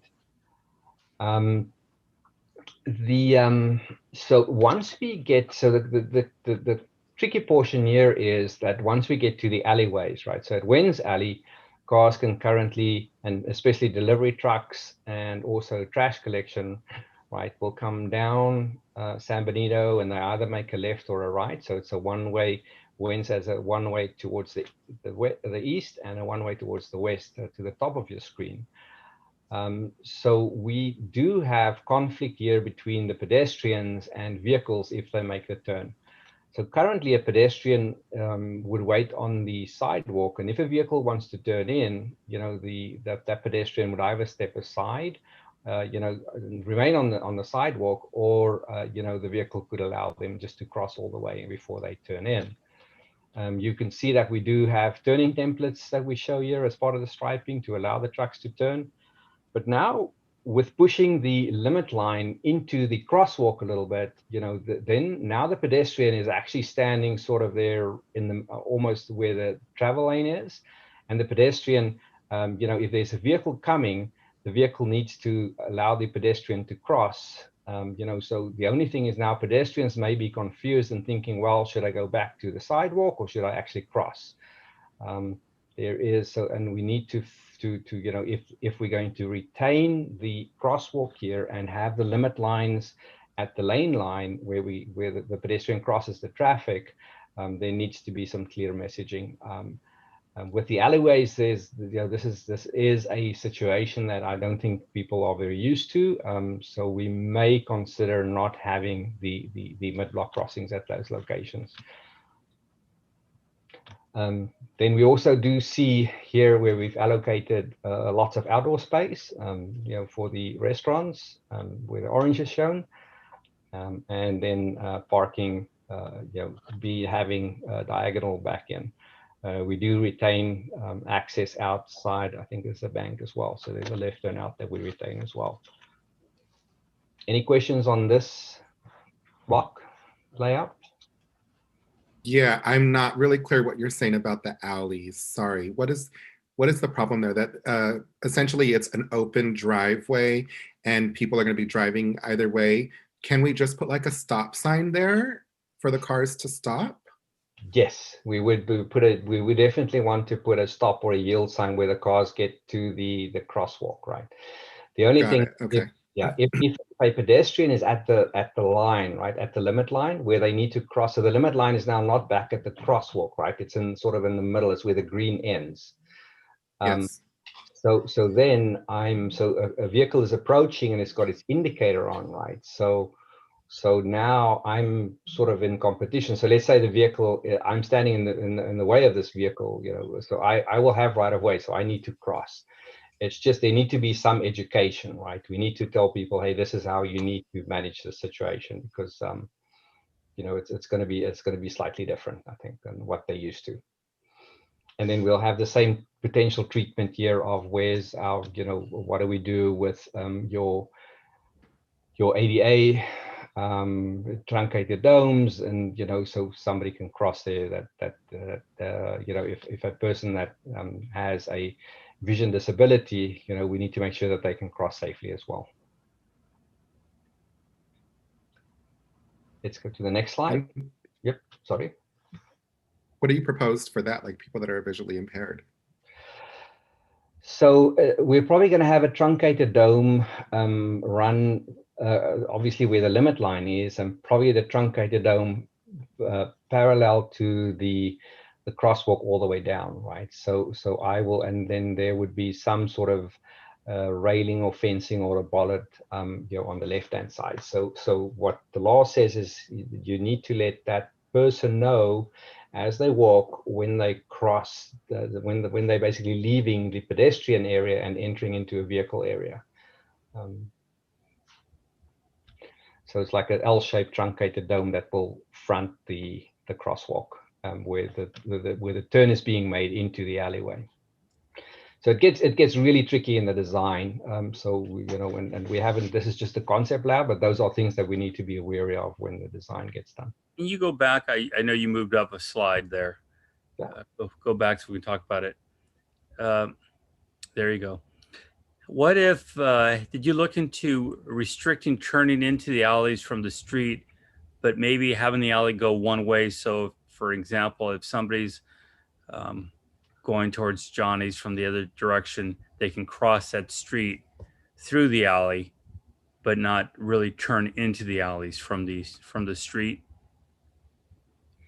Is that a vehicle or a pedestrian? Vehicles. Yep.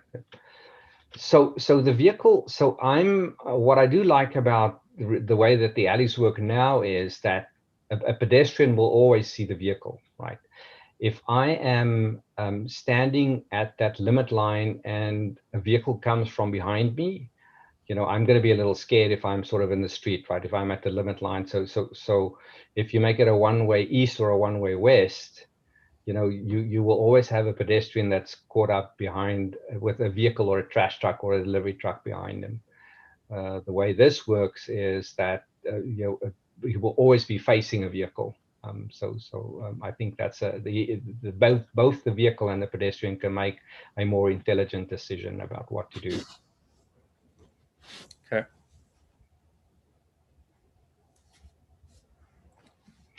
Okay, next slide. So we have basically the same situation here as we have on the block between 5th and 6th. Again, an alleyway. I think here, yeah, so the alleyway goes, Brown's Alley goes down. I can't recall. I don't know if Brown's Alley comes from the back. I don't know. I can't recall right now. But I think we only have the alleyway going to the bottom of the page, right? So going westbound. Nothing new in this diagram. So next slide, please. So this is our last block. And so we retain the driveways for the gas station. So we allow vehicles to get out. We would prefer if they only make left turns out, but of course vehicles can still go into the garage, to the gas station from San Benito Street. But you can see where we've created a protection area as well. We still have the bike lane, the travel lane. We still have the swope alley, where cars make a right up the alleyway. And, we still have this ride out as well next to the AJ Sushi place. At this location, we hit South Street and there's a signal there, right? So using that existing signal to the best of our ability, and it's not going to be a huge change, just some signal phase and timing modifications. We recommend that we, the having parking on both sides sort of end at this location, and further south we only have it on one location. So it's on the east side of the street going south. Sorry, on the west side. Here we act, and the other thing is this is where the cross section also goes only to 50 feet. So we actually don't have sufficient width to have parking on both sides. And this is where we then have two-way traffic, and then the traffic going northbound will basically split here at South Side and either go towards Monterey or to East Street. Next block down. So we continue the treatment of the diagonal spaces up to sort of the end of where the businesses and the restaurants are. And then we transition back to the typical two-way flow that we have until we then get to Hawkins Street. It's just some striping changes, and then the bikes go back to their class 3s as they are shown currently.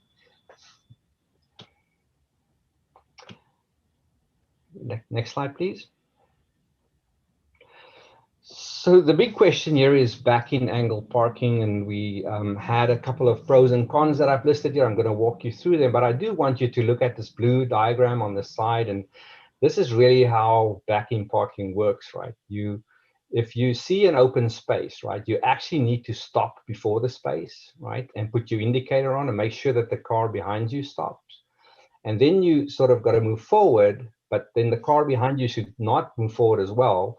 But they should know, and that will happen through education, right, that they should wait where they are because you need to back in. So you stop at 1, the car behind you stop, you go to 2, and then you're back in to position number 3. That is the, if you don't do this, if you actually drive past the parking space, right, and there's cars behind you, they will block you from getting into the space. So that's a fairly substantial element of success of back-in angle parking. Otherwise, you're not going to find a parking spot. So the pros of back-in angle parking is, it's easier than parallel parking. And it can fit more spaces per linear foot. I'm going to show you a summary of how many more spaces we actually get along the street later on. The rear of the vehicle faces the sidewalk, so it's easier to load goods and shopping bags into your trunk in the back of your car. Obviously pulling out is so much nicer and easier, and especially for pedestrians and bicycles and cars, because you can actually see what's happening, with diagonal. Otherwise, quite often, you sort of rely on a gap and you back out, and because people drive slow, they will allow you to pull out and wait for you.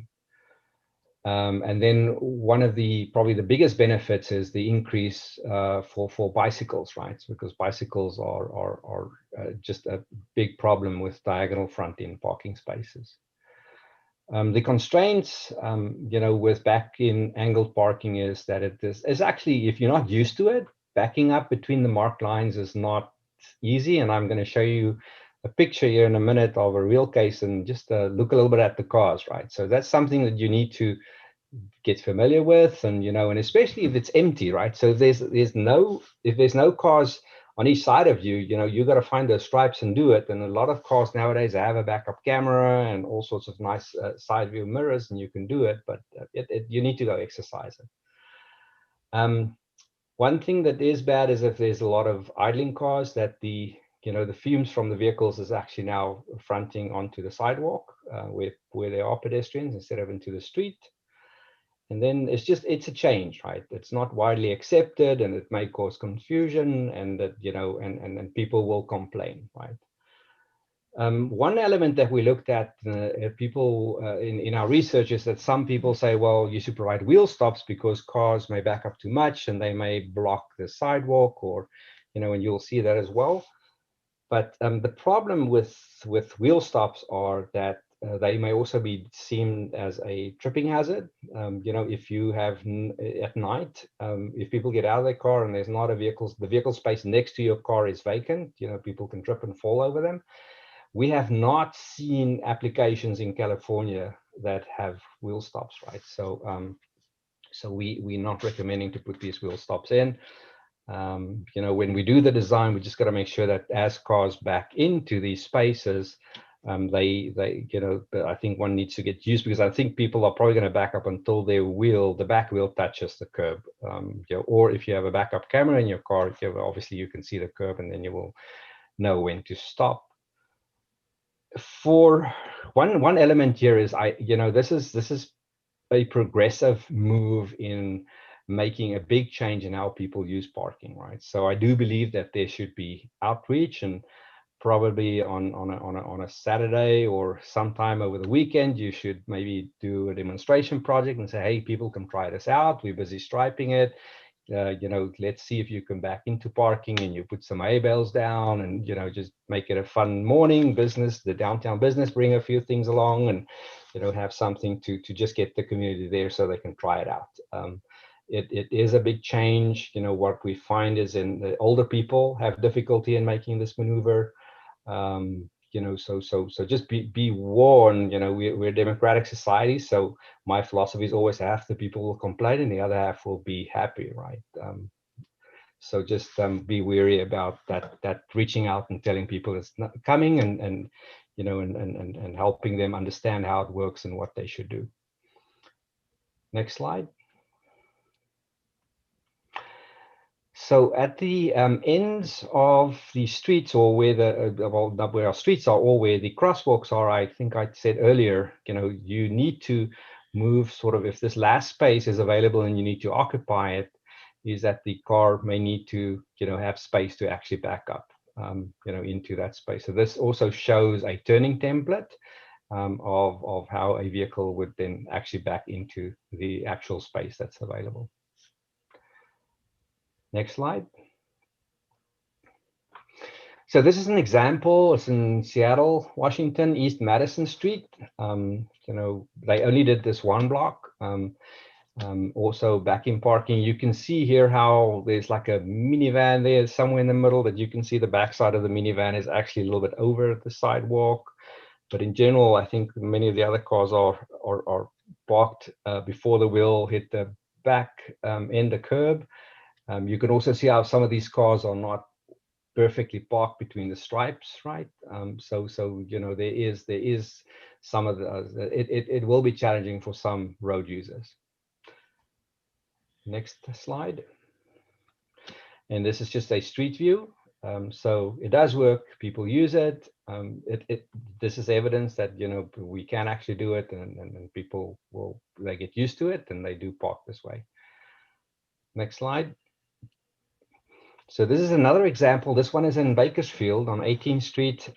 What they decided to do, I think they also had a very wide roadway, decided to keep one way parallel and do the other one back in diagonal parking. Next slide, please. So we did a calculation of parking spaces. So the existing parking spaces along the street is about 100, it is 106 spaces here at the bottom. We counted every block. If we stripe all the spaces, now this excludes that loading zone. So with the loading zone, we'll get more. We get 143 spaces. Now this excludes any parklets.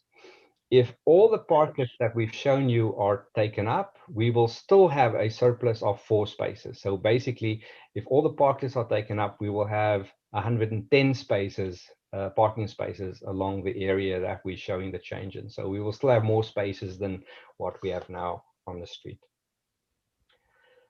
This is the last of my slides. That's yeah. So I think open for discussion and questions. Perfect. Thank you. Something you missed there with the 20-foot parking spaces, they can fit the trucks finally. Everybody that has the big trucks in our community will fit right on in there. Yeah, and Mayor and Council, remember we do have the reverse angle parking at the high school. When that happened, we do have the signage already made up, so we can make more. Plus, we've done a video educating everybody, so we're used to it. Hopefully that'll help a little bit. Thank the high school. They did a good job with that, and was a little controversial at the beginning, but they worked through it. They stuck with it, and they proved the concept. Can I say something about that? Go ahead. Since I work at the high school. Yeah, it's an extreme challenge to back in, even if you do have a big truck. I don't care how long the spaces are. The way the signage is put up, if you have a big truck, you hit the signs and you bend them. We've had a few vehicles who have backed into trees. We still have vehicles who do not know how to back in, so they pull in. So there's going to be, there's going to be a big learning curve on this one. I suggest we don't put any parking downtown and let people walk. I'm sorry, it's just, in this town, the back end angle parking in front of the high school, it's hilarious. It's fun.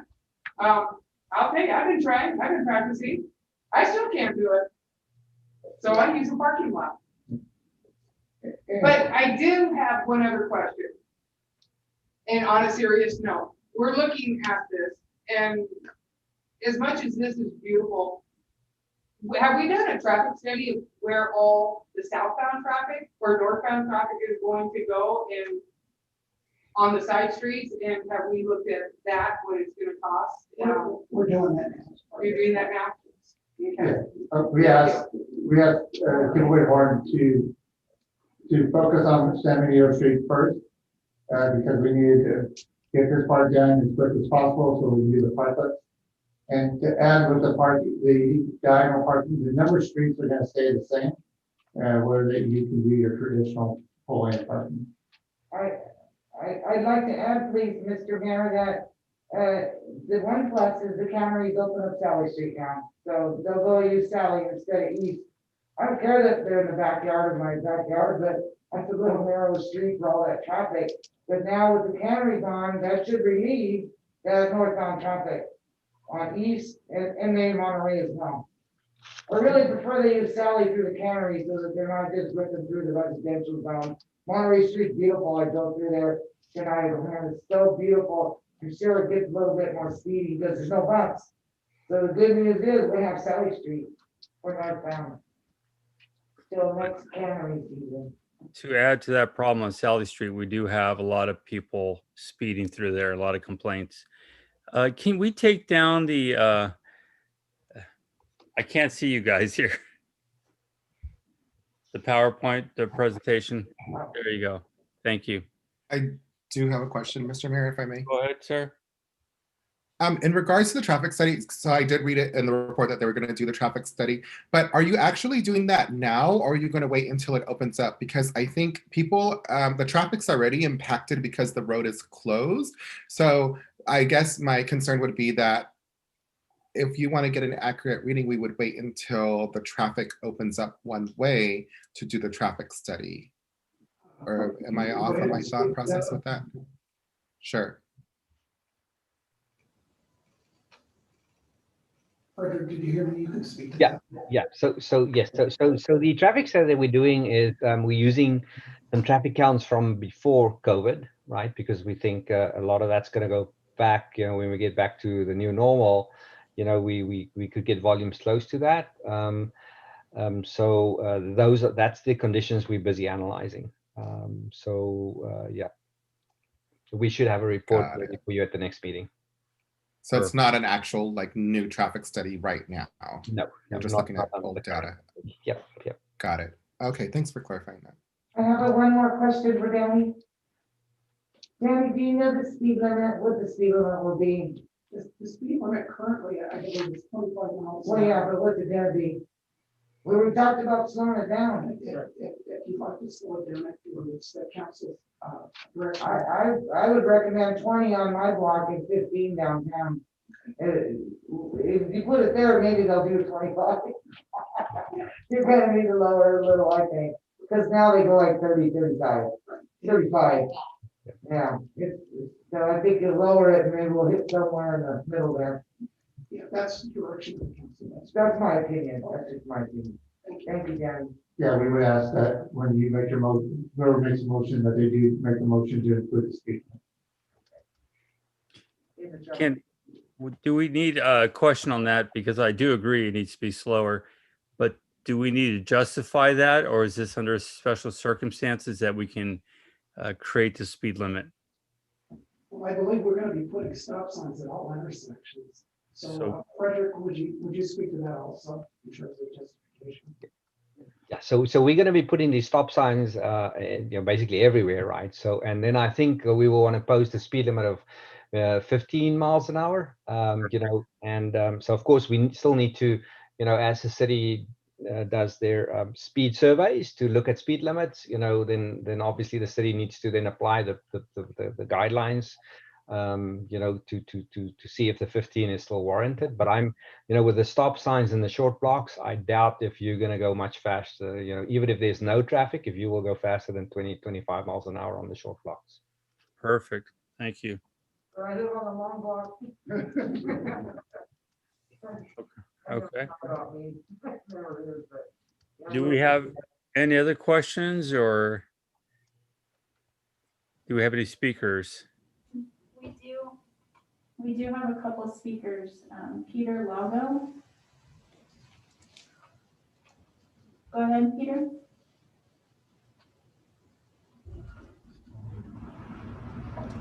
I always forget I have to unmute this thing. Can you guys hear me okay? Yep. Okay. So Brett Miller, myself, and a few other business owners got together. We discussed exactly what you guys have discussed. We had a few questions and a few talking points.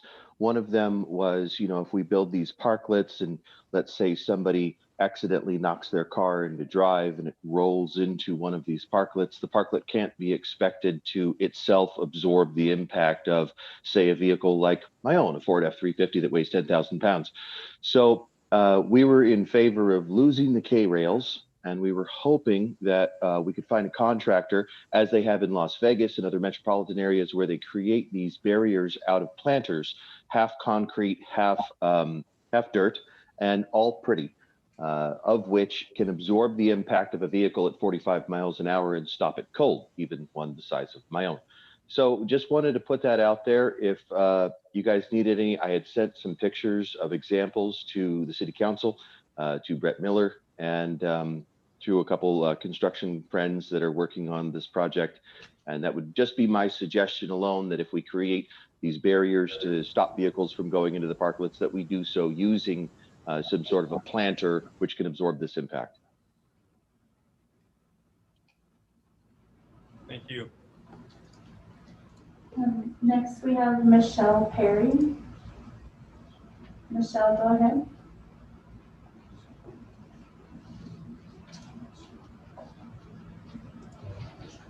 Michelle, you're on mute. Hear me? Yep. Okay, so yeah, about the parklet, we were talking as businesses about the loading zone is actually not just for trucks. It would be considered for Ubers, Lyfts, and also potential buses of people that are touring the wineries and wanting to come downtown and be dropped off. It'd be kind of cool to have them have a place to be dropped off and be able to visit right downtown. Another thing that I don't think you guys have addressed yet has to do with the K-rails. If we could do something more aesthetically pretty, that would be strong, that would be protective and strong and more commercial. I think it would be really cool to do something like that and just make it look aesthetically really beautiful downtown. Thank you. Yeah, you're correct. It is not an exclusive loading zone. It's a public loading zone. Are the K-rails not going away? Am I misunderstanding? The K-rails are being replaced with some planters with the ability to stop cars? The current use of the K-rails, how we have it shutting down the road would go away, but there has been strong suggestions that the parklets be surrounded by K-rail. So I think some of the businesses have expressed to me that their dislike for the lack of beautification that the K-rail have, and have strongly suggested planter boxes, which in looking at it would be, like Peter Lago just said, would be more of a crushable barrier. So if the impact to the, if somebody was in the parklet and somebody crashed into it, you would have more of a forgiving device. So a little bit softer impact than a jolt. Aesthetically, the K-rails are terrible. Michelle's right. Peter's right. I just want people to be safe. So if you have that planter that withstands that 40, 45 mile an hour, because geez, it was just a couple weeks ago, I was telling you, San Jose or somewhere, and they ran over some people eating there, right through the barrier, so we don't want that. But yeah, the K-rails are definitely not attractive. I don't like them, but I understand the purpose too. So whatever we can do to make it good, like Peter said, then that would be better. There's a lot of haulers that are look like planners. There's just a lot of different ways. So many people are doing it now. There's a lot of ways out there that make it safe and make it look more open and of course more beautiful. The K-rails were temporary to get this thing, everybody safe, because as you pointed out, Peter pointed out too, someone can drive through pretty quick and we have a problem. So some safety feature would have to be that can withstand a car going at a higher speed. So that we can get that figured out. Any other speakers, any other questions? We have one more speaker, Elias Salinas. Good evening. I have a couple of comments. Do we put up the slide back up again? Is that possible on between the fourth and fifth with regards to the load zone? I have a question on that. In the meantime, I'd like to know how much this is costing the city to do this review. And I want to confirm that this project that we're talking about, the parklets and the one-way, is not going to be for temporary, but this is what we're looking at for permanent. And not because we're trying to, it started off as trying to help a few of the commercial restaurant businesses. So I want to make sure that this is going to be something permanent and not putting a lot of time and a lot of effort and a lot of money into it. You're putting up the screen with regards to the lights at the crosswalks. I know it's kind of temporary, but I know that they have those lights that and the crosswalks that beep and the lights that flash for cars to stop. I know we have it on 4th Street. Also, I know that you have a parklet for Mars Hill. My understanding, Mars Hill is closing, and it's not going to be opening back up as any type of an eatery. It's going to be sectioned off other individual businesses. So maybe we can take a look at that. And then with regards to the loading zone, number one, I would like to remind the mayor that you must refrain from making any comments on the 400 block because this is a conflict of interest. So you've already made a comment and you should recuse yourself with regards to that. I think it's a great idea. There's no reason for it to be taken down. There's no reason for it to be temporary. Obviously, it's not temporary because, as Michelle brought up, that it's because of for the Uber and the Lyft, and also for parking for buses. I think it's a great idea, and I think that what's going on with trying to just take it off and say no, it's a bad idea and it doesn't look good or whatever. Obviously, they spend a lot of time, and we can just count the city spending a lot of money on this project, and there's a lot behind it. I think you need to go forward with this project, and if you're going to be specific on the 400 block, as I said before, it's a conflict of interest on the mayor's part. He knows it, and he should refrain from any more further comments on this specific project just when it comes to the 400 block. Thank you. Mayor, if you don't mind. So the parklet program is to be a permanent program. We've always stated that the parklet program is not a solution to COVID. It was a design that we had for the future for Hall. For the parklet on front of Mars Hill, as Frederick said, the orange areas are just what it would look like if those restaurants actually decide to have a parklet. They just kind of give a vision. If they don't do a parklet, that's why we needed the parking lines underneath them to see where the parking would be. Thank you, Matt.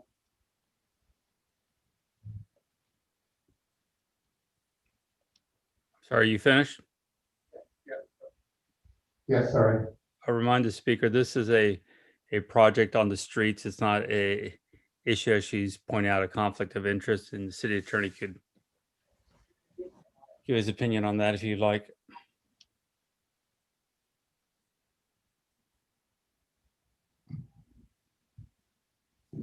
Hey, we can take the slide off again.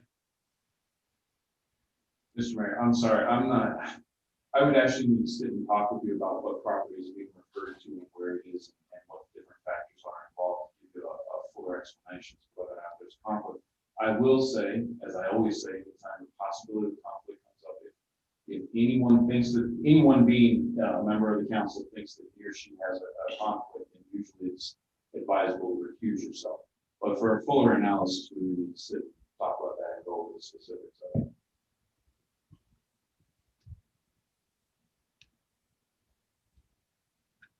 Go ahead. Any other questions, comments? I have quite a few. Go ahead. one more short comment. I just want to thank Brett Go ahead. sorry. I just want to thank Brett for going downtown and meeting with the businesses, and I appreciate that. And, I'm glad it was between you and the business owners, and you brought it forward to the whole council. I really prefer it that way, and I'm really glad to get the report. And I get the feeling that downtown is pretty much a go on it. Haven't received any calls. We haven't had too many speakers. They pretty comfortable that the downtown businesses are very happy with this plan. With the businesses that we met with, it seems like it's been very, very positive. The big thing that I think everybody really likes the idea is the bicycle lane downtown. I like that. So, I I mean, wish it was on my block too, but you gotta watch it. I never do anything. Great idea with that parking to do the bike. The bikes are an issue, and it's not just the pathway. Police department, hopefully we'll be monitoring the bikes downtown as we do the parklet, because you know what's going on. And it's just happening recently again. I got another call from Peggy. So, bicycles, please stay in your lane. If public comment is still open, I think we have one more speaker. Go ahead. Katina Sislo. Go ahead, Katina. Hi, this is Kathina. Thank you so much. I just wanted to say that really appreciate you wanting to help the small businesses during this pandemic. It's reassuring to see that during this difficult time for all of us, that there could be something very positive to encourage us all. I really want to say thank you for all the hard work that the county and city and the chamber have been coming together and collaborating to work and to launch this beautiful parklet setting for our community in downtown. My favorite stories from some of my customers are about how they loved getting together when the downtown was thriving. Folks even got dressed up when it rained so they can visit with each other and enjoy getting together. So I really hope that they can see the downtown revitalized and that their devotion to our small businesses were all worth it. It will be wonderful to have more joyful stories created with young children so they have memories of the good times with their family and friends. So I think the new parklets with the smart cement planters that you guys were talking about, where it's safe with the concrete on the bottom and then planters being a part of it on top, will have a lot of potential. It could also showcase like local produce in the planters and plants, like olive plants and many other great layers, adding another layer of our rich agricultural heritage. So thank you again for taking the time to consider building a fresh and family-friendly downtown. That's great.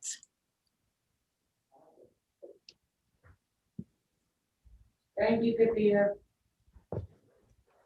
Was that it of the speakers? There are no more speakers. Okay, any other questions, comments from council?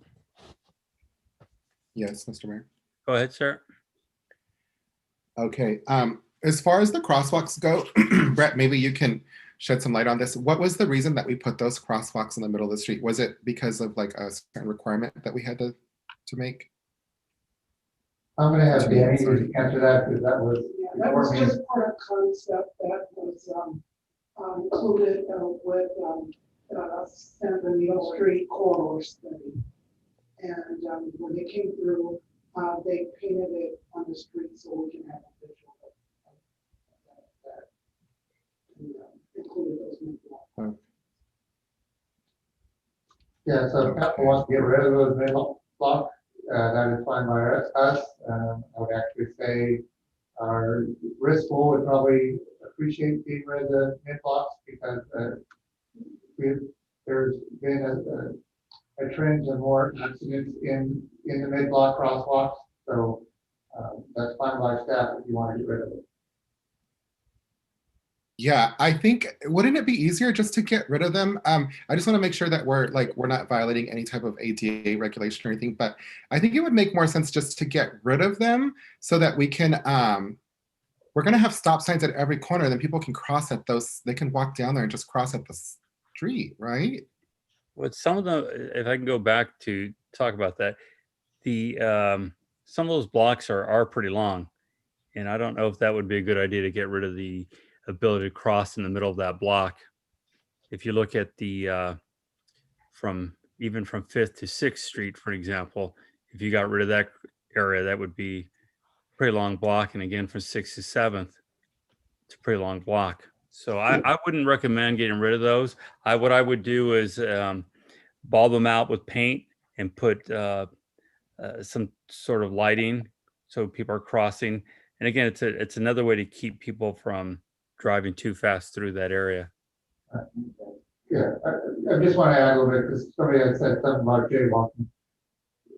The thing with the jaywalking, if you don't have the permit, you're putting that, if for some reason a pedestrian gets injured, that puts that liability on that pedestrian, that jaywalk. So it's not the school. Yeah, I think I would disagree with you, Mr. Mayor. I think if we were to get rid of the crosswalks and we would just put stop signs there, that should be sufficient enough, and just not encourage people to cross there. I think they should walk down to the very end of the street and use the crosswalks that are designated. If there's no other requirements, that would be my suggestion. So maybe we can look into that. The other thing is, I'm pretty much in favor of the parking, the backing up parking. I think when the high school did it, it was a little controversial, but I think mostly it was because people were not used to it. And then I remember something happened with the striping job, the paint like disappeared or something, and they were really frustrated about that. But I liked the ideas that Frederick said about like a little media campaign about showing how to use it and stuff. And I think if we can put some strong messaging behind it and make it fun, of course, not everybody's going to be happy. Like we know that at this point, right? Sitting up here, but I'm pretty in favor of that. I already asked about the traffic study. Oh, I am very much in favor of slowing down the traffic. I think Councilmember Lenore said 15 and 20 downtown. I think that's a great idea. I was wondering about, I don't even know what a K-rail is. Are those white and orange things? Those are the K-rails? Yeah. Okay, yeah, they are atrocious. I do not like them. I think, yeah, if we can get some add-ons like the speakers had said, and maybe even allow for the business owner to potentially pay for that if they choose to. But I think it needs to be consistent as well. I really don't like those K-rails, and it's not very, very aesthetically pleasing. And then, yeah, I'm not in favor of taking away parking for a loading zone. That's a hard no for me. I'm sorry. They don't have a loading zone now, and they can continue to use the back alley for their construction. But I will say that, in the future, I'm not like entirely opposed to this development and this project. When they're ready to go, if they want to get into our Parklet program, then they are more than inclined to do so, and they're very welcome to do so. Thank you. Those are my comments. Okay, anybody else? Okay, anybody want to make a motion?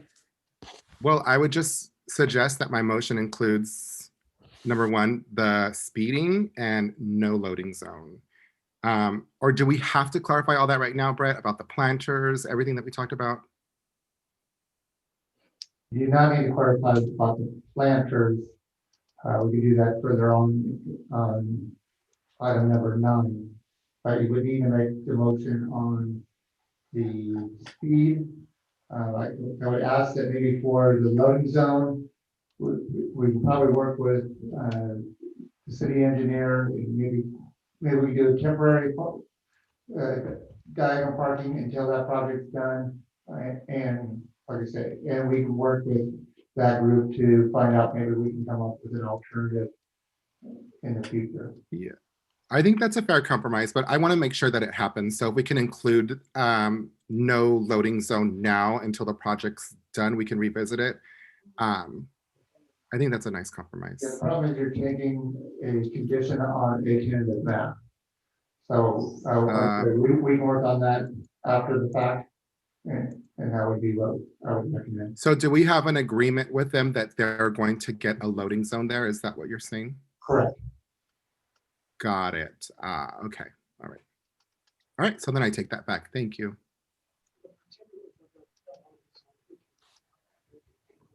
Yeah, we can work out the particulars of the loading zone. Yeah, I appreciate it. Let's keep it as pedestrian friendly as we can. As much parking and biking and walking space as we can. For now, I would appreciate it. Thank you for that. Was that your?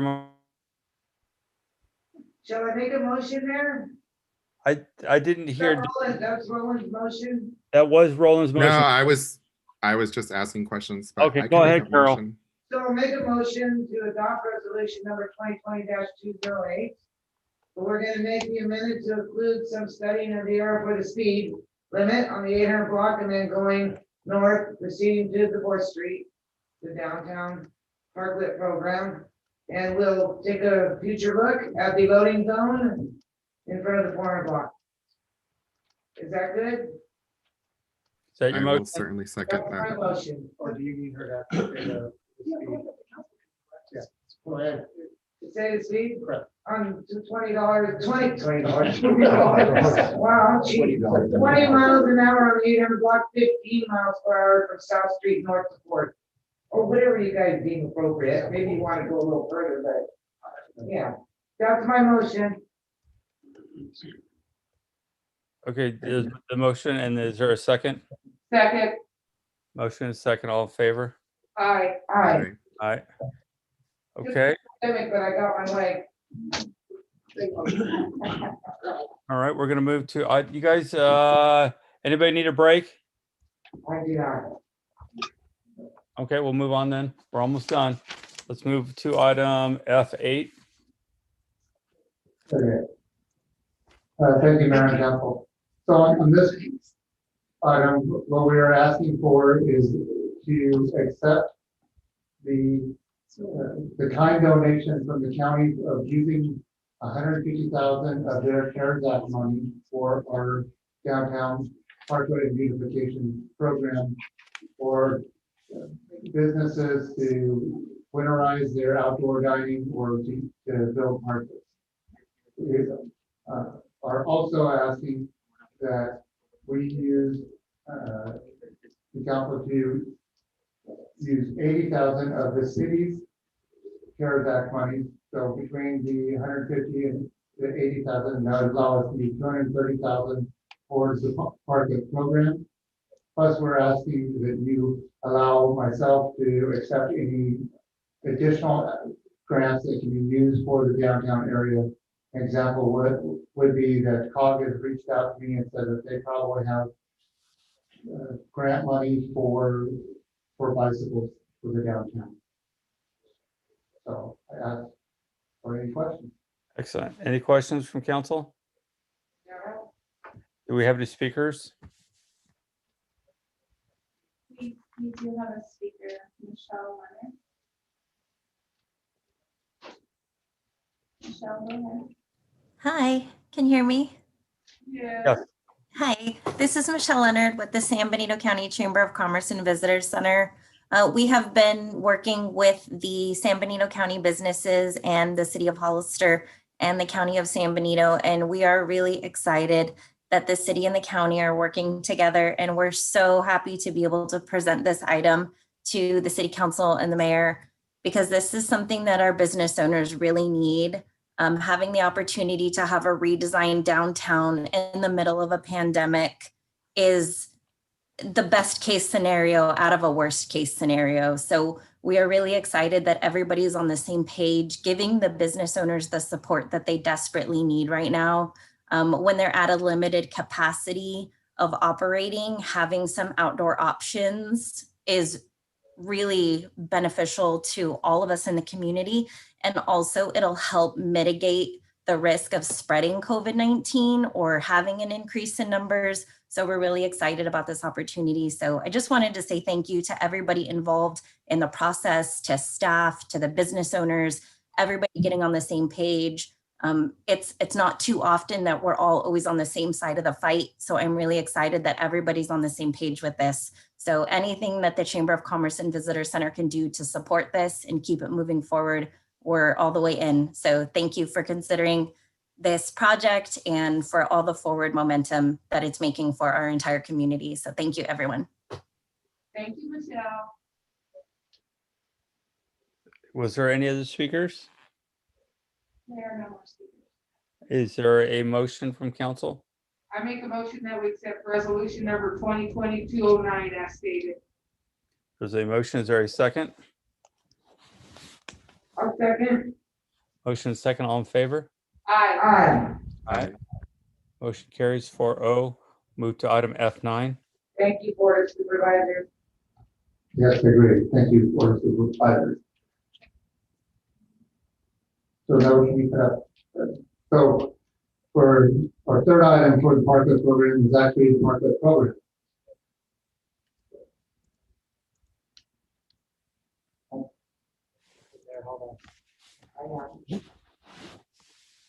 We're trying to get the program up. On what?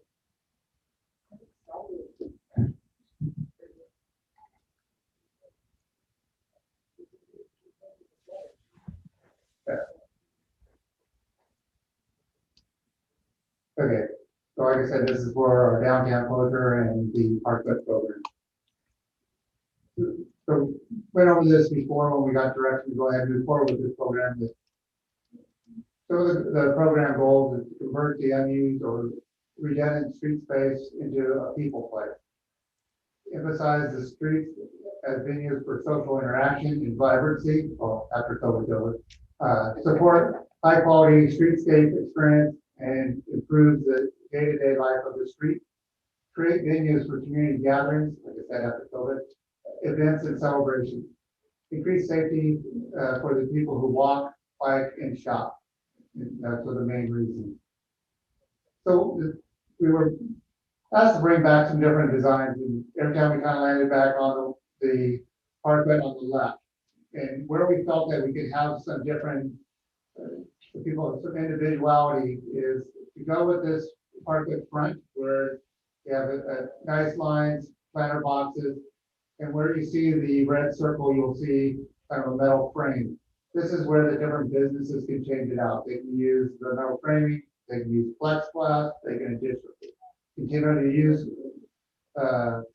wood, or if they want to, they can use maybe half wine barrels, corrugated metal roofing, whatever they would like. So here's like different examples: the half wine barrels, picture in the middle to see the metal roofing, or right the plexiglass, or if they have their own design to put in there. So for roofing, this was the top one for us.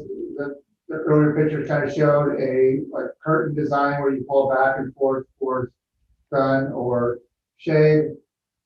We know that there are some engineered designs out there for the arbors or the pergolas, or just recently after this was done, somebody put the design of actually using the corrugated metal roof over the top, which actually we do like that design, because if when it rains, and it's going to rain here soon, that the people using that Parklet will have something over their head. So we kind of talked about barriers real quick.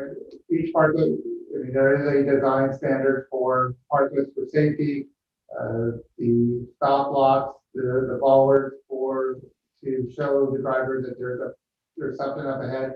And in this example, you do see some different planter boxes.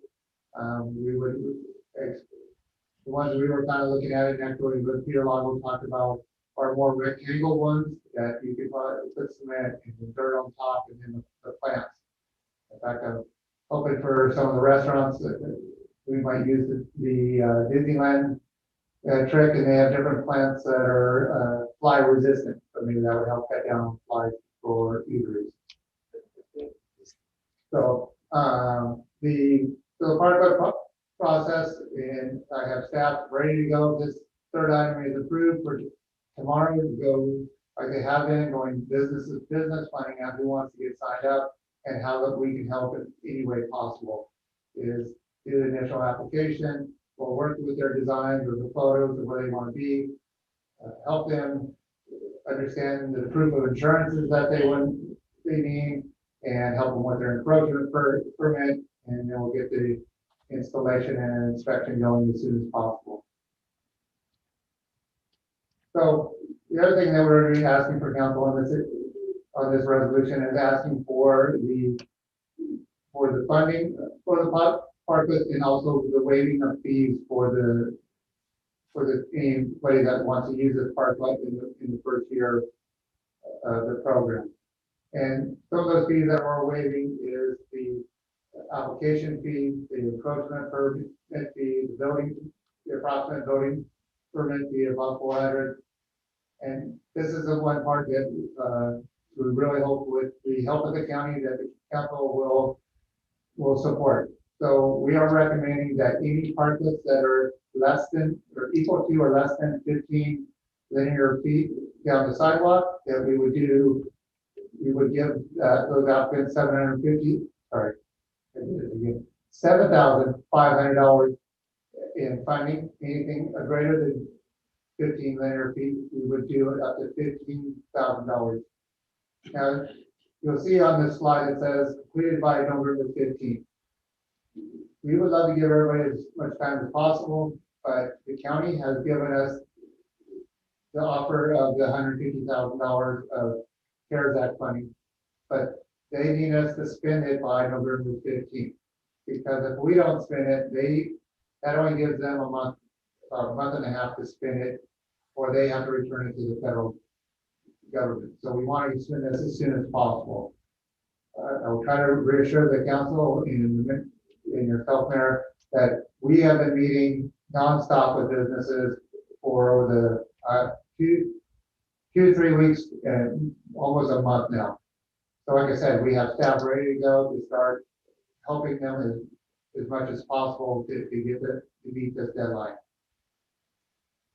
So one of the big questions, everybody, is the responsibility of the parklets. It's going to be the responsibility of the person that has a parklet. They need to keep the parklets clean, the greenery healthy, the parklets free of pests, keeping the drainage area clean, adequately maintain all the services of the parklet, keeping all the furniture clean, repair and replace the furniture in the parklet as needed, and securing furniture overnight or not needed.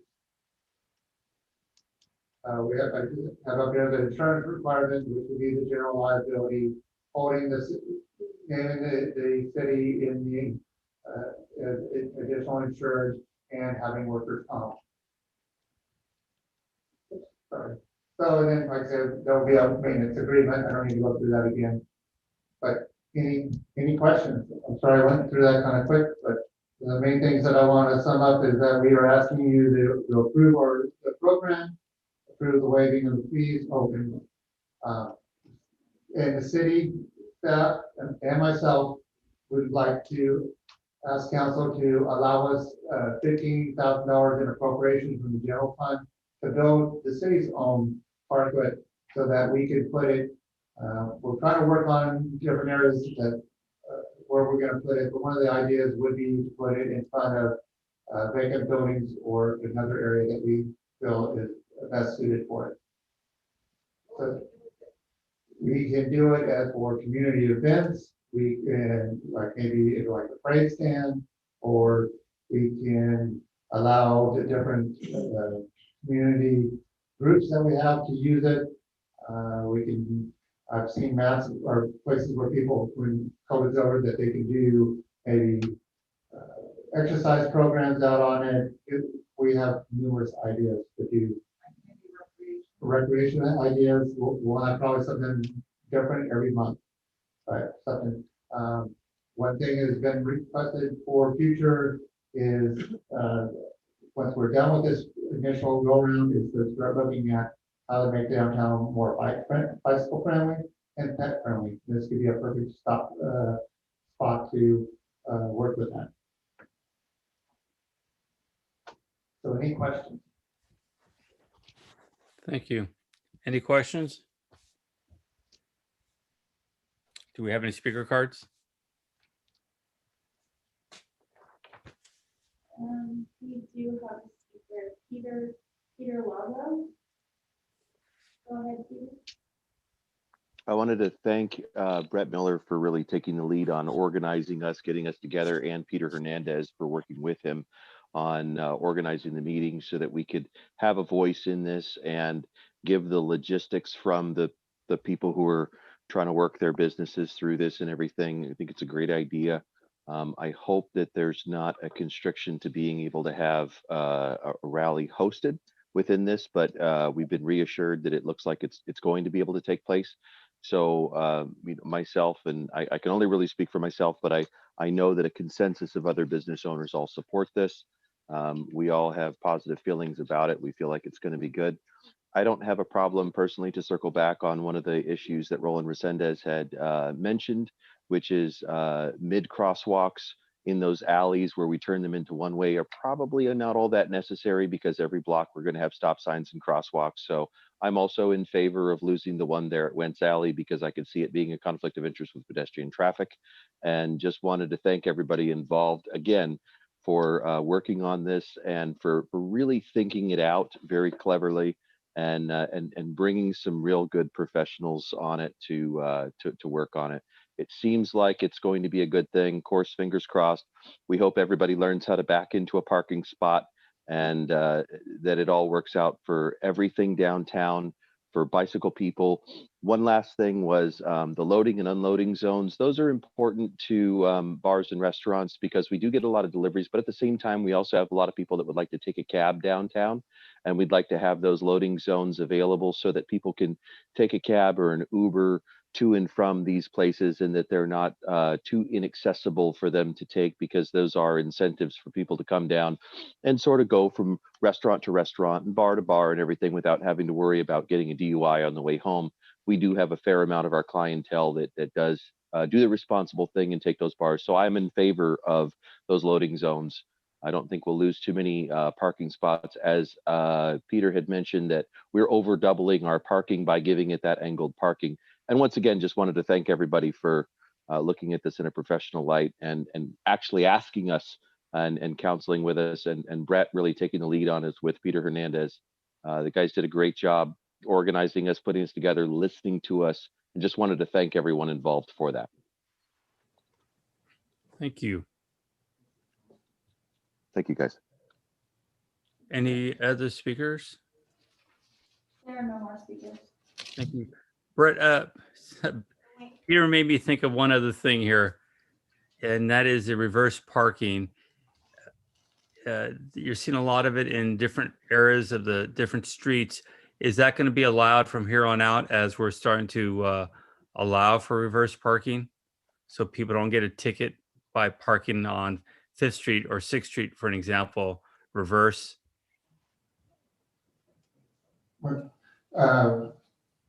I know it's not part of this conversation, but I just want to have that. Think about that. You can answer that some other time, but it's just something before I forget about that comment.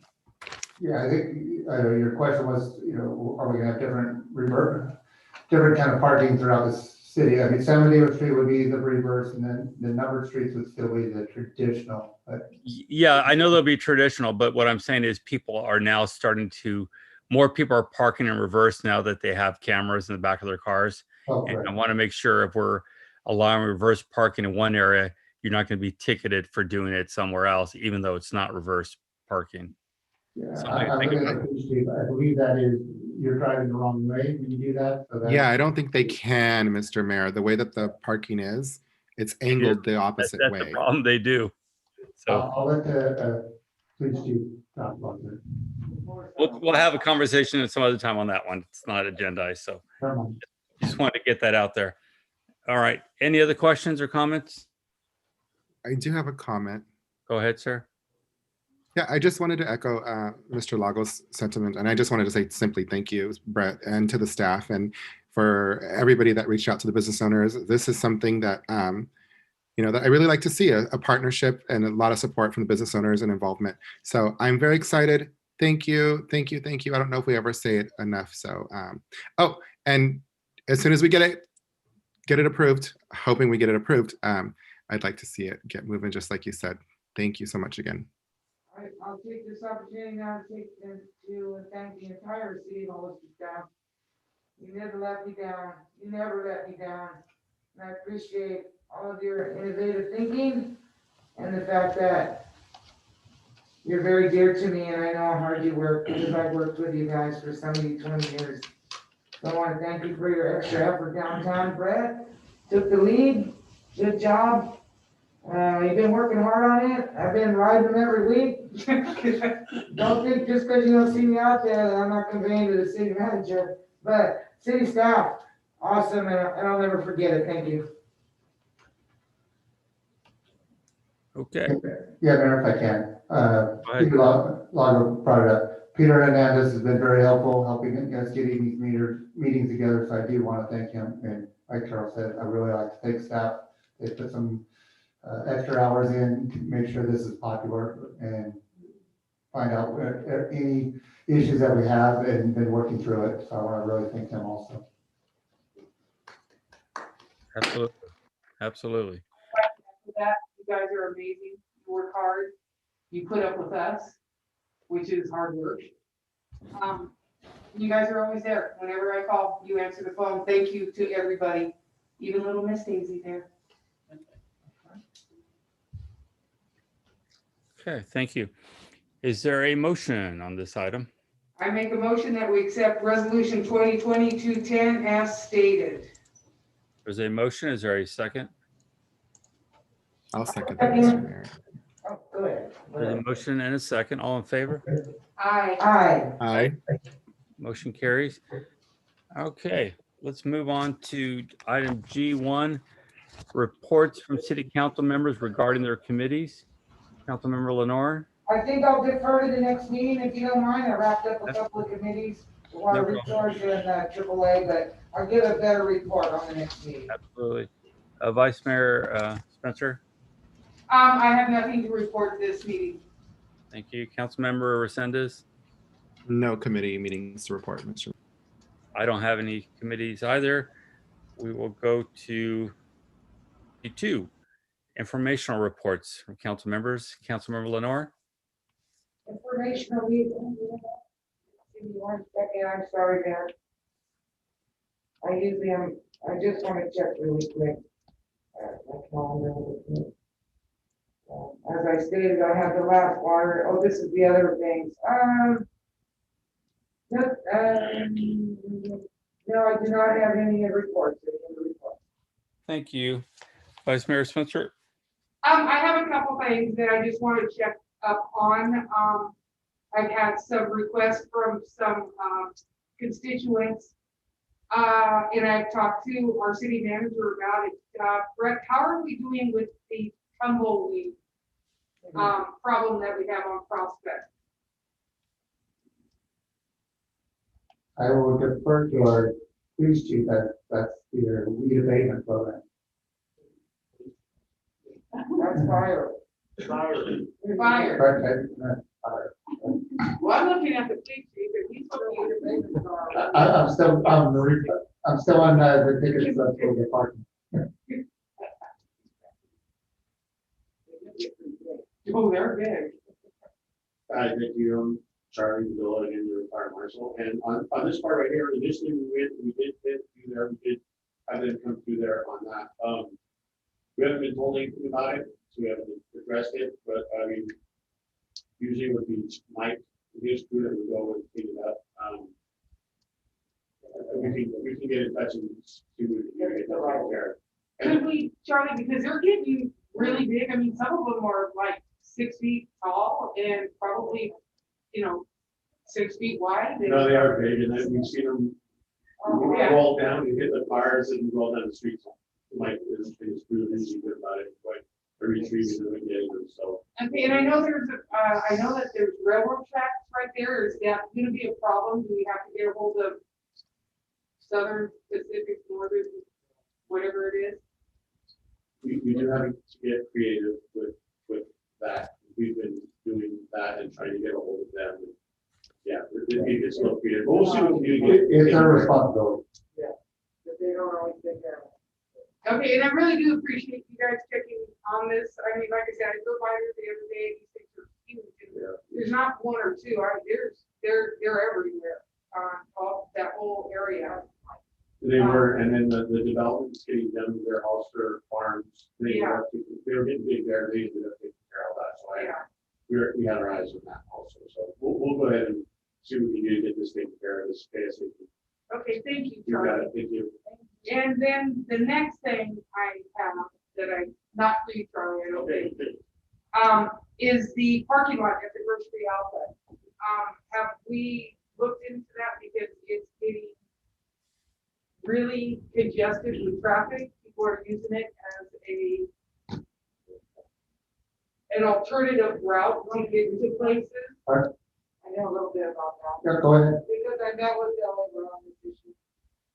We met with the previous city manager.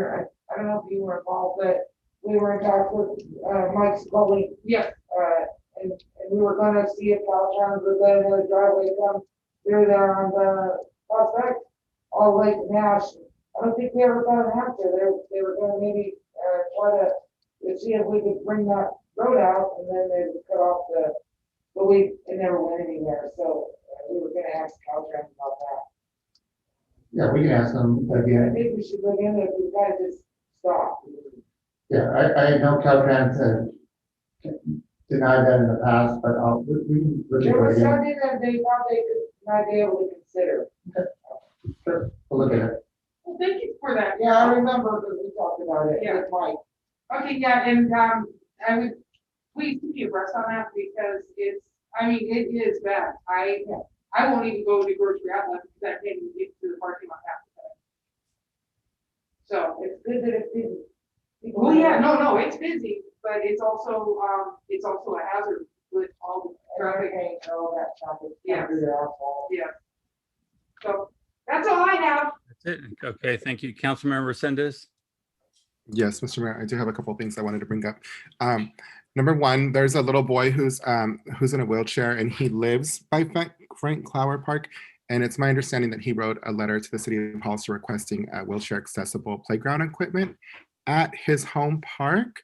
I would like for us to prioritize that and get him the equipment that he's requesting and for other children that need it. And just if we could just keep in mind, I think moving forward, developing parks, they should be inclusive to the entire community. I would really like that if we can work on that and make sure that we are inclusive with park building in general. Number one. Number two, the youth council, or there's some children at the high school that have been contacting me and they want to meet for the youth council. And then I told them to contact Christine, and then Christine said that we were not allowing them to meet right now, that city council isn't allowing to meet. So I wanted to ask the city council to reconsider that. I think it's perfectly safe for them to meet via Zoom, and there's a lot of interest. And the reason I'm asking you to reconsider is because I think some of these children need this for their college applications and whatnot. And that's not gonna, being in a pandemic is not gonna stop. They're still gonna go to school and they're still gonna need that experience. So I'd really like to give them the opportunity. I think there's 2 students that reached out to me that are pretty interested in doing that. So I hope that the council would consider allowing them to reconvene. Those are my two suggestions. Thank you. Thank you very much. And absolutely, kids need those programs are very positive. I want to let everyone know this week is Pink Out Week. Our students at the high school, ASB students, are doing some fundraisers. Mountain Mike's, part of the proceeds will go to their scholarship fund. That is from 12 to 8 on Thursday at Mountain Mike's. And on Friday, Domino's all day long. Part of the proceeds will go to their scholarship funds to students that have lost a loved one to breast cancer. Very important, a great group of kids, and we want to make sure we're supporting them and wear pink on Friday. Thank you. City Manager. Yes, thank you. Now that we've approved all the Parkwood items, I wanted to see if council is available. I would think it'd be almost like a 5-minute meeting or 10-minute meeting for a special meeting on the 21st, this Wednesday, maybe at like say 12:15. Like I said, to approve a contractor that staff, we've been going around trying to make sure somebody can meet our deadlines, and we would like the council to approve have a special meeting to approve that contractor. So, okay, try to see if you're available. What time would you like to do that? I was thinking, I know, Roland, is that during your lunch break? I was thinking about. It is my lunch break, and if it's a 5-minute meeting, I can certainly make it. Yeah, if I be roll call, pledge of allegiance, and we'll do a quick presentation, like 1 minute spiel, and then vote is what we're thinking of. Sure thing. Well, it's more of an emergency thing. So, yeah, we'll explain that. Sure. Okay. Okay, thank you, everyone. Is that it? City attorney? Thank you, Mr. Mayor. Chief? Thank you, Mr. Mayor. Nothing to report. City clerk? Nothing to report. Thank you. HIJK, there is no business. Is there a motion to adjourn? So moved. Is there a second? Second. Motion second, all in favor?